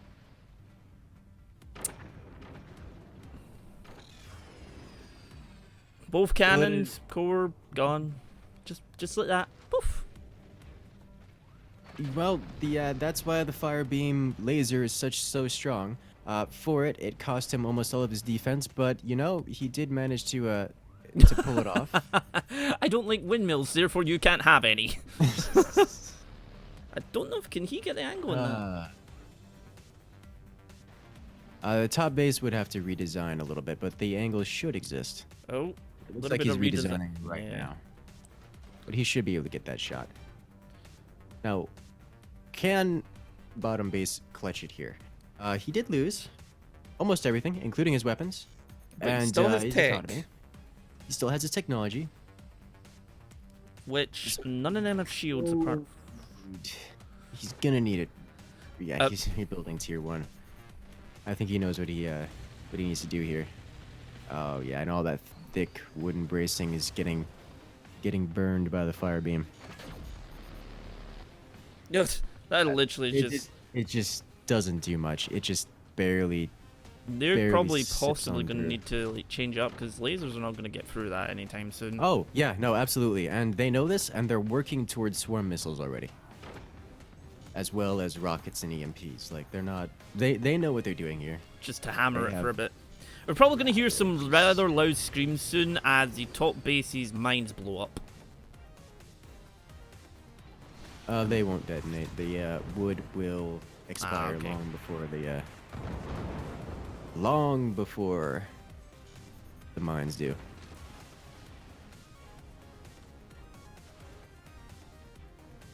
See if that he Feel manages bad to bring for- this back. That's going to be impressive. It would be very impressive, and I think, yeah, he's going. I know what he's going for. You guys will see it in a moment. Looks like he's bringing out those missiles. Oh, those missiles could take down. Oh no, he's put up a little bit of wood to hopefully stave off it hitting the shield. And gonna- it did. It's gonna. That Sniper means gonna blow up. when he Yep. replies with the laser, or when he hits the laser, will he? Looks like he's not even bothering to do the laser. He saw that the energy shields didn't get hit, so he's sitting on that laser, but he's not firing it up. Oh, Yeah, he's trying to snip off the top. They know what they're going for here. tips. Down. What? Oh God. Okay, that's gonna Here hurt. come the rockets. This is going to be rough. So all that dense wood now has to be repaired, and that's going to be problematic. Ouch. That is a little bit of fire there. It's quite a. Oh boy. And here comes another volley, and That out was a goes lot of wasted all the resources British there. unit. Indeed. I mean, yeah, you can't. The doors are closed up there, so you can't really do it unless you did an AP sniper and put a wall on it. But that wood's gonna get chipped away. It has been quite vastly chipped away, actually. In fact, It has been, but he still has a fair ways to go before disconnecting the base. With no Here anti-air comes remaining, these more rockets are missiles. gonna just start firing again. and oh, shield has deactivated in the top there. There goes a nuke. Oh, could this That's be it? going to land. Oh dear. That's Look gonna at cost a all of fortune. that repair. That's gonna cost a little bit of a dime. He's still on fire at the top. And with the fire, this is going one way very, very quickly. Oh, well, someone ran out of energy. You need to pay your energy bill. Well, He's they have managed the to time. brought this. He's actually got the front up there again. Some sacrificial armor. Yes. I'm actually surprised he's not dead Still yet. alive. He is hanging in there. I'm full life. Sniper going in very sneakily up there. These rockets may hit it. Oh, he doesn't even get the chance to get the sniper out. Although that look, a lot of That's, red down here. Starting to collapse. He had his forward goes this. forward foundations removed, and the nuke landing in the best possible spot, the furthest away from the core, and his core is just slowly getting burned down. They're trying to use that laser to snipe out the rest of his foundations. Oh, There it is. More rockets to be coming in. Missiles going out. it's only a matter of time unless. Oh, absolutely. Yeah, this nuke I would could be potentially AoE it. Yep. Yeah. Right on And there top. we go. Team 2. Boom. Out of there. Team 2 has been removed. And that is a bronze match. And we will be heading into the finals. Is the finals a best of 3 or so a best of 1? The finals are a best of 3, if I recall correctly. Let's see. Yes, it is a best of 3. It will be the Battlefield Engineers versus. Here I believe comes it the was nuke. Boken. Yes. And there goes the base. Alrighty. So yes, guys, we're going to be heading into the finals of the Forts 14 tournament. Or 2v2 TDM. If you don't know what TDM is, you're not a gamer. But if you're wondering, it's Team Deathmatch. This is not a co-op competition. So yes, we're going to have the lovely Battlefield Engineers get against Bowkin, which is Shikin and Bowser against Pyro and Trekjeff. And it's the best of 3, I believe. Indeed. So all the matches thus far have been a single elimination, meaning that once your team loses, you are out of the competition, and that's it. This, however, will be a best of 3. It looks like we've got a bit of rivalry going on before it has even started. Oh, absolutely. Remember, all of these players are very high ranked. We have 3 out of the 4 players here are in the single digits. So they know each other, they played each other a lot, and they know everything that's going on down here. And it is a best of 3. Best of 3. Of 7. Please, no. No, not like this. Settle this Minecraft PvP. Alright. We are ready to go here. We're just waiting on All for One. Round 1 of the final is here. Up and down. Oh. Okay, so what do we got here? What do we got? Team 2 or Team 1 basically going same, mine down, same tech down. Team 2 essentially doing the same thing on both sides. Guys, I want to see your best wood spam. What about the best metal spam? So that is something I've seen 42 scientists do a fair bit, the metal spam tactic.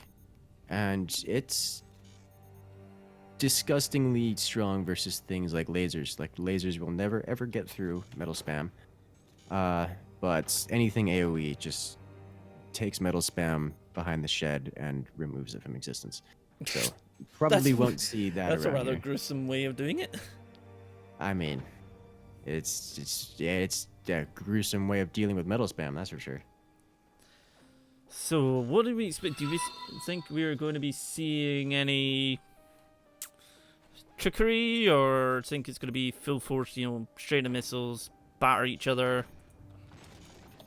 Well, it looks like we have the tried and true tactics coming out of both. Oh, we have a little bit of trickery coming out of Team 1 here. Cannons. But the tried and true tactic coming out of Team 2. Looks like Skitkana and Bowser going for the laser swarm missile. If it's not wrong, if it's not broken, don't fix it. Team 1 going for cannon laser, meaning Team 1 will be the defenders here for a short time before retaliating with much, much higher firepower. Yeah, because we got Pyro and Trekjeff on Team 1 and Chicken and Bowser on Team 2. Indeed.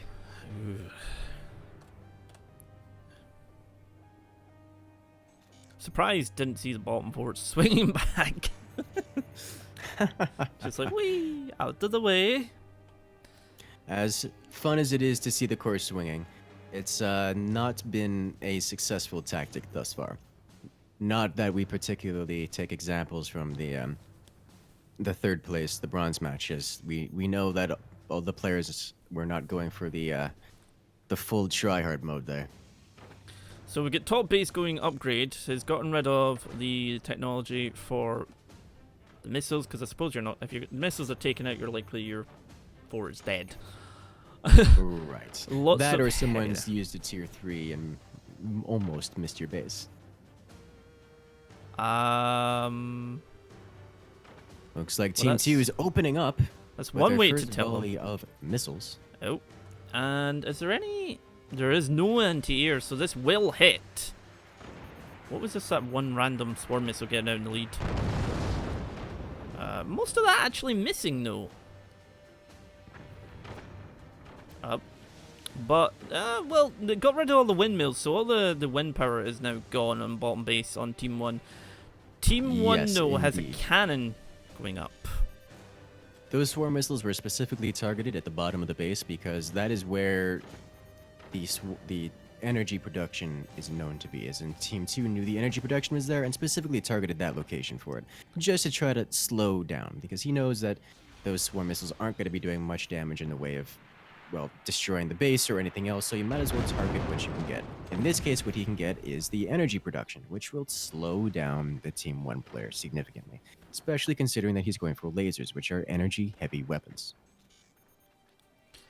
Yeah, 2 fire beams are going down, pretty much almost identical timings.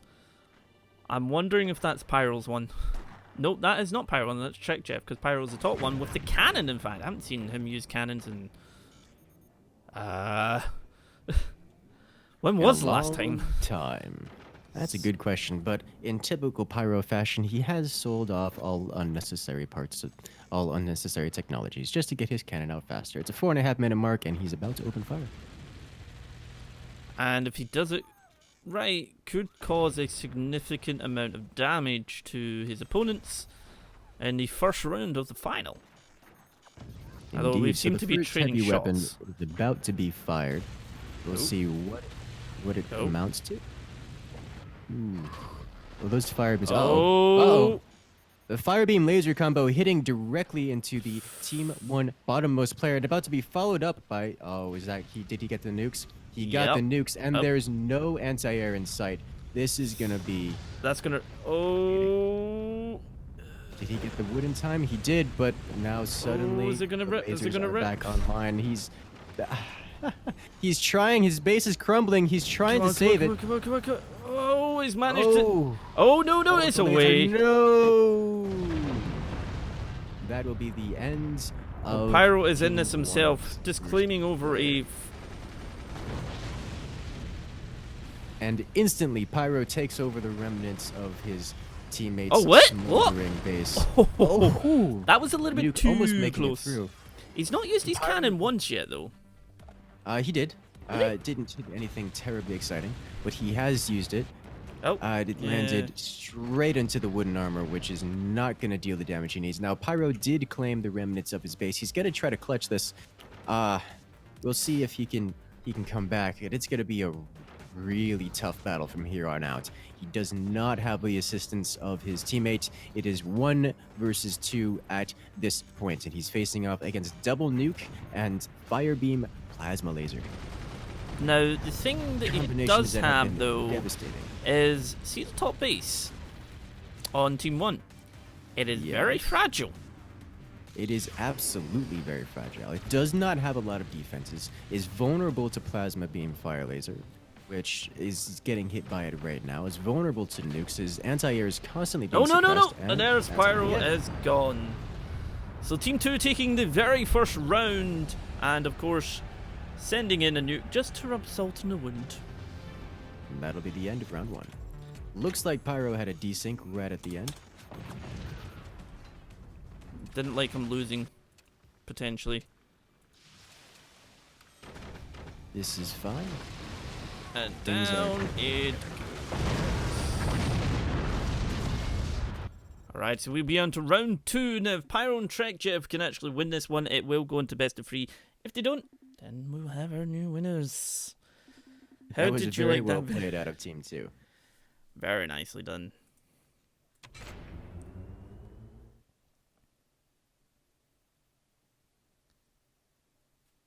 But seeing that like insane, like how quick some of the players are to like bring their fort back online, sort of thing, like the way Trek Jeff would build really quickly, managing to hold out. Of course, then another laser came in, but I mean, you can't do much against that.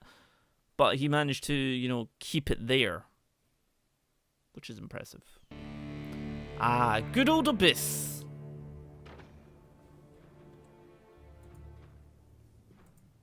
Abyss. This is one we only saw once thus far on this tournament. It's different, to say the least. Not one that we see often among the regular Forts matches, just because players don't know how to handle it. Yeah, your core is very at the front. Like your core is extremely vulnerable in this one. Being so close to there, you can add a little bit, but if you add too much, you're going to rip your fort off. Indeed. It's certainly an interesting one, and there's not a whole lot of shenanigans you can do in this map in terms of cheeses and such. But there is one location, and this became very relevant in the previous match on this map, where you can build a swarm missile right under here.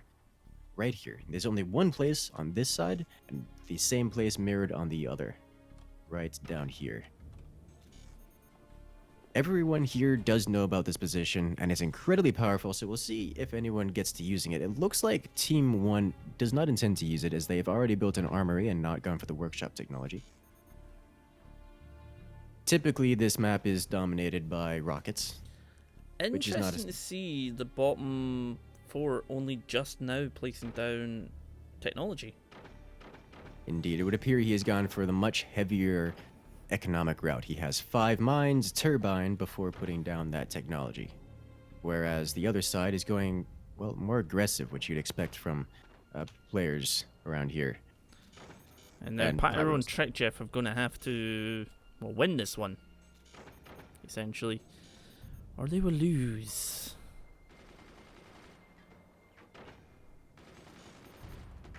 I almost feel like he's tickling the fort right now. Just like, just gonna give it a little twitch. So who do you think's gonna win this? Obviously with the Team 2 taking the first round. Who do you think's gonna win this? I'm not sure. Team 1 knows that they have to pull something out of their playbook here in order to come back from this, because they're gonna be down 1, and if they lose this match, then they are out 0-2. So they definitely want to come back here, and it looks like they're looking to get aggressive. We have Trick Jeff sitting on the sniper. Team 2's top base.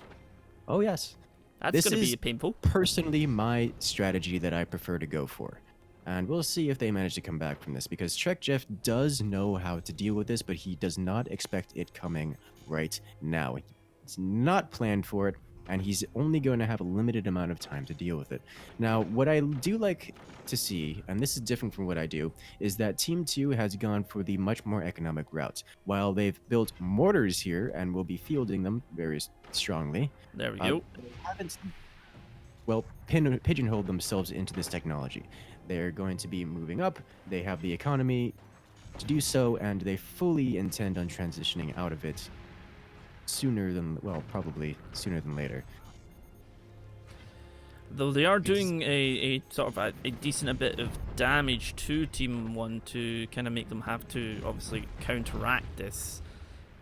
Indeed. But notice how he hasn't built, well, there's the upgrade center, but notice how he didn't build an upgrade center before? Yeah. That means that he's not intending to end this with the mortars very quickly. Shuka asking Frazzz and Cursive what if Forts was 3D? I take it you mean if it was just like a 3D game, not like VR, but 3D? Well, I don't know. Well, it could probably be like Worms 3D, I guess. What do you think? I imagine very similar to Worms. Yeah. Although I noticed when Forts released, Worms got a Forts mode. Well, that I didn't notice. Yeah, they have a Forts mode. Alright, well, Team 2 has gone for the early game suppression, and they're going to be finding out about Team 1's plans very quickly here, because Team 1 going for more mid and late game options, despite not having really the economic power of Team 2 here. How's this going to work? Oh, well, we're about to find out, but there's just, well, a good chunk of that is actually getting in. Which is surprising considering just how much anti-air Team 2 has available. Now, Team 1 did see that anti-air. They know exactly what's about to be happening here. They know they're going to be completely shut down unless they manage to do something about it. And things are only going to get worse for Team 1 before they get better. And yeah, gonna need to have some sort of sniper to start picking this off in some form. So, interesting development, and this is why this makes a lot of sense. Team 1 is actually the Firebird commander.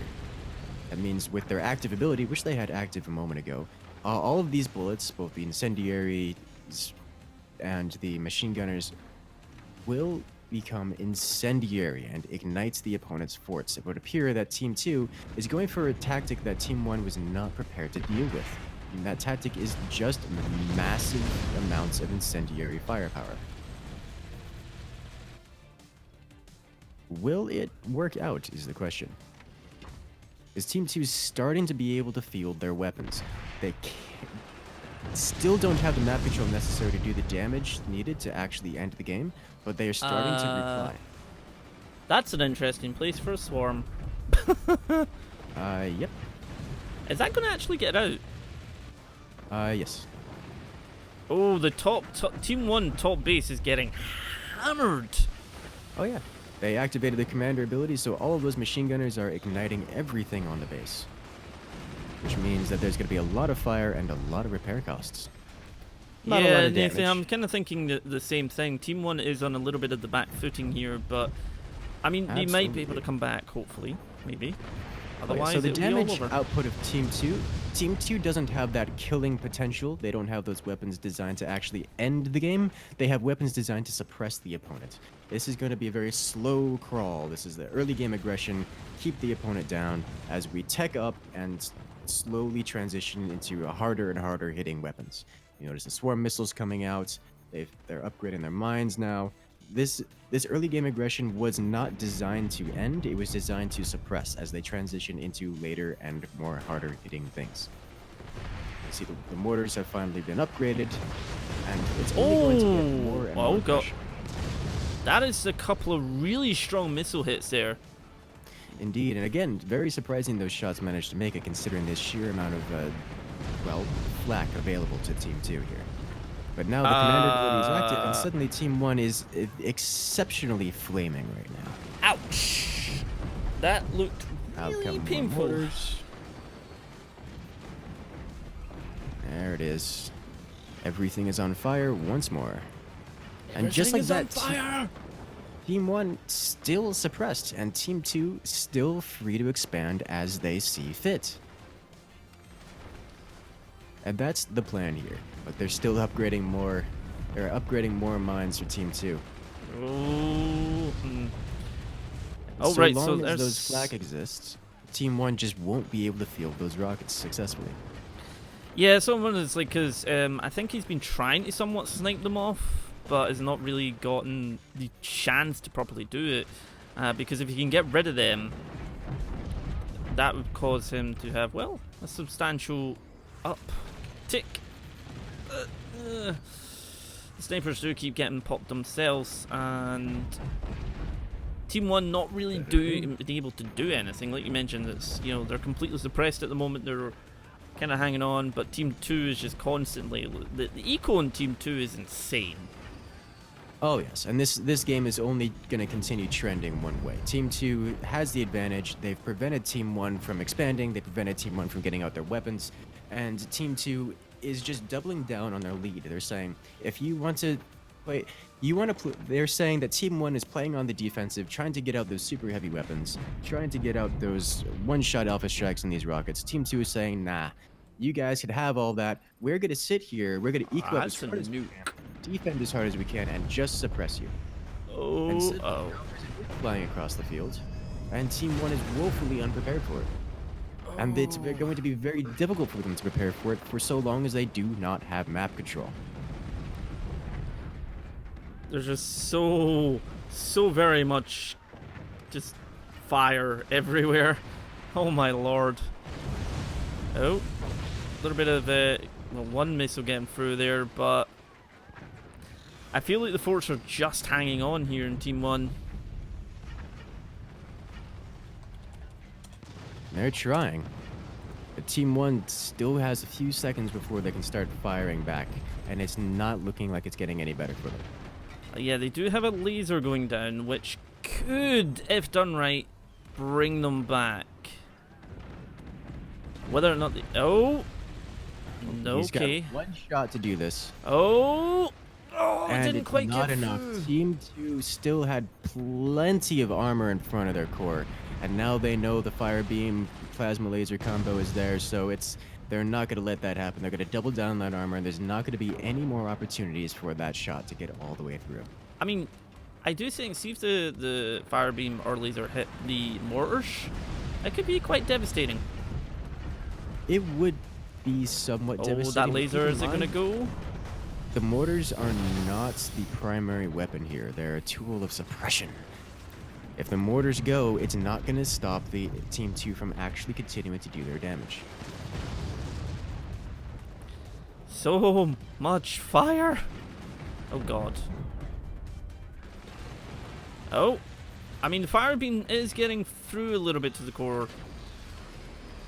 Oh, still trying That's a to lot of chop metal into there. The that little plasma bit. beam can't quite make it through. And Here comes a another nuke from the bottom. Oh, getting a little bit of a hit there. Oh. Oh, what? Oh, drunk dodged all the Wow. shots.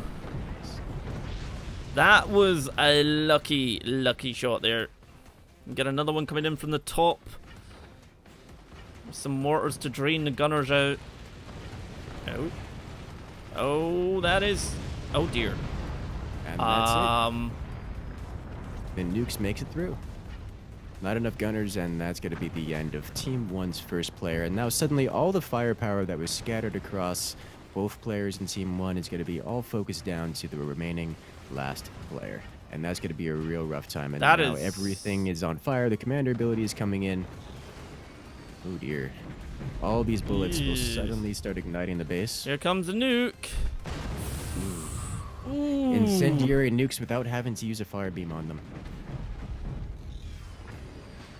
Oh, whoa. It's rough. Oh, bit of a desync. Well. Ooh. Okay. It appears that there is a desync, and that'll throw us out. Now, this will be, I believe, up to the referee. As looks like the host is still alive. It was just a connection issue. Yeah, I can't. I'm unable to rejoin. So this will be up to the referee. I've been able to as join. the desync occurred right as the game was about to end. So what are we doing then? And we're back. We're back in the game, but I'm wondering. Looks like everyone's made it back in. Oh nope! For two scientists is now disconnected. Is Trek Jeff even?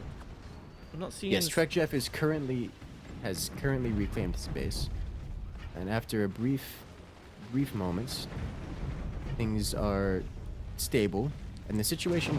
Nope. Nope, that's the end of that situation. I was about to say the situation hasn't changed, and he's just going to end it. And I think, despite the desync, that I think the referee's going to call it for Team 2 here. Yes, indeed he has. And that is going to be the end of the finals, and we have our tournament champions. That It's Shikin and Bowser. First place. And that is another tournament Gee. at an end. Let's see if we can. Are they on Discord? See if we can pull them in. Looks like they they're not on their own. I know they have. For not being Firebird. Yes, indeed, they did win with Firebird. You never is see Team 2 Firebird with the usually. victory. Now, it's an interesting commander. It's a commander that's quite strong, and you guys can see why with the amount of suppression they had there. But it is a commander that's not very generic. So that is a very strong combo there. Let's see. Skit Bowser. Do you have VC? He can pull you in for a quick chat. Yes, I know Shikin does. He's joined me actually in some stuff. Indeed, I've seen him around. Let's drop down to the Forts Discord. Yes, let's. And Forts Discord. Which one do we want to go into? I'll just drop into Hello. I There we go. followed. I followed. Hi there. Hello there. Hello there. Hi. GG, Welcome. well played.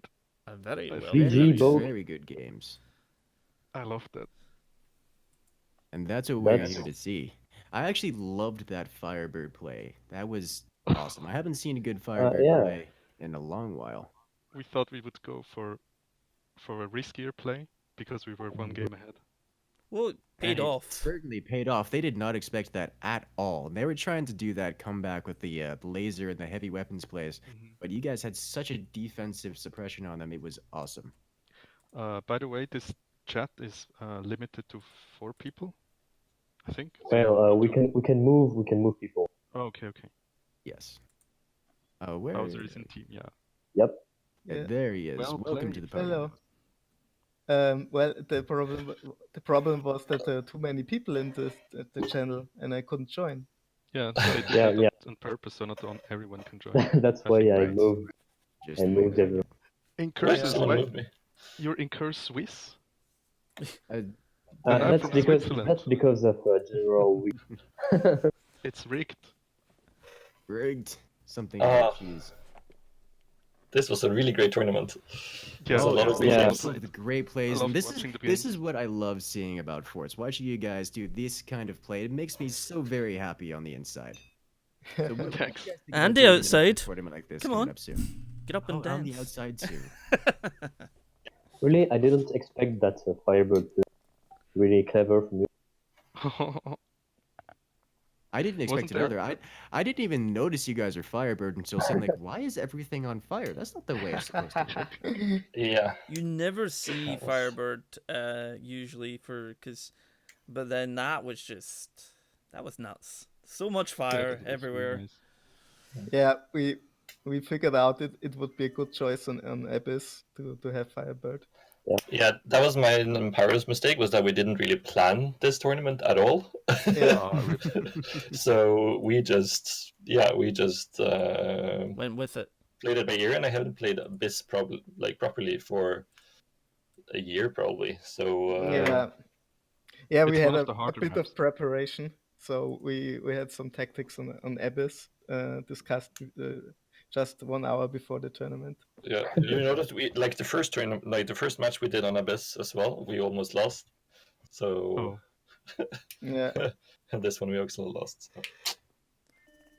All right, really guys. well Well, it played, has been a everyone. good one, but I'm going to have to say goodbye to all you guys. I look forward to seeing you all in the next tournament. I'm sure the Forts devs will be more than happy to be pulling up another one soon here. Yes. Well, they already asked me to host the next.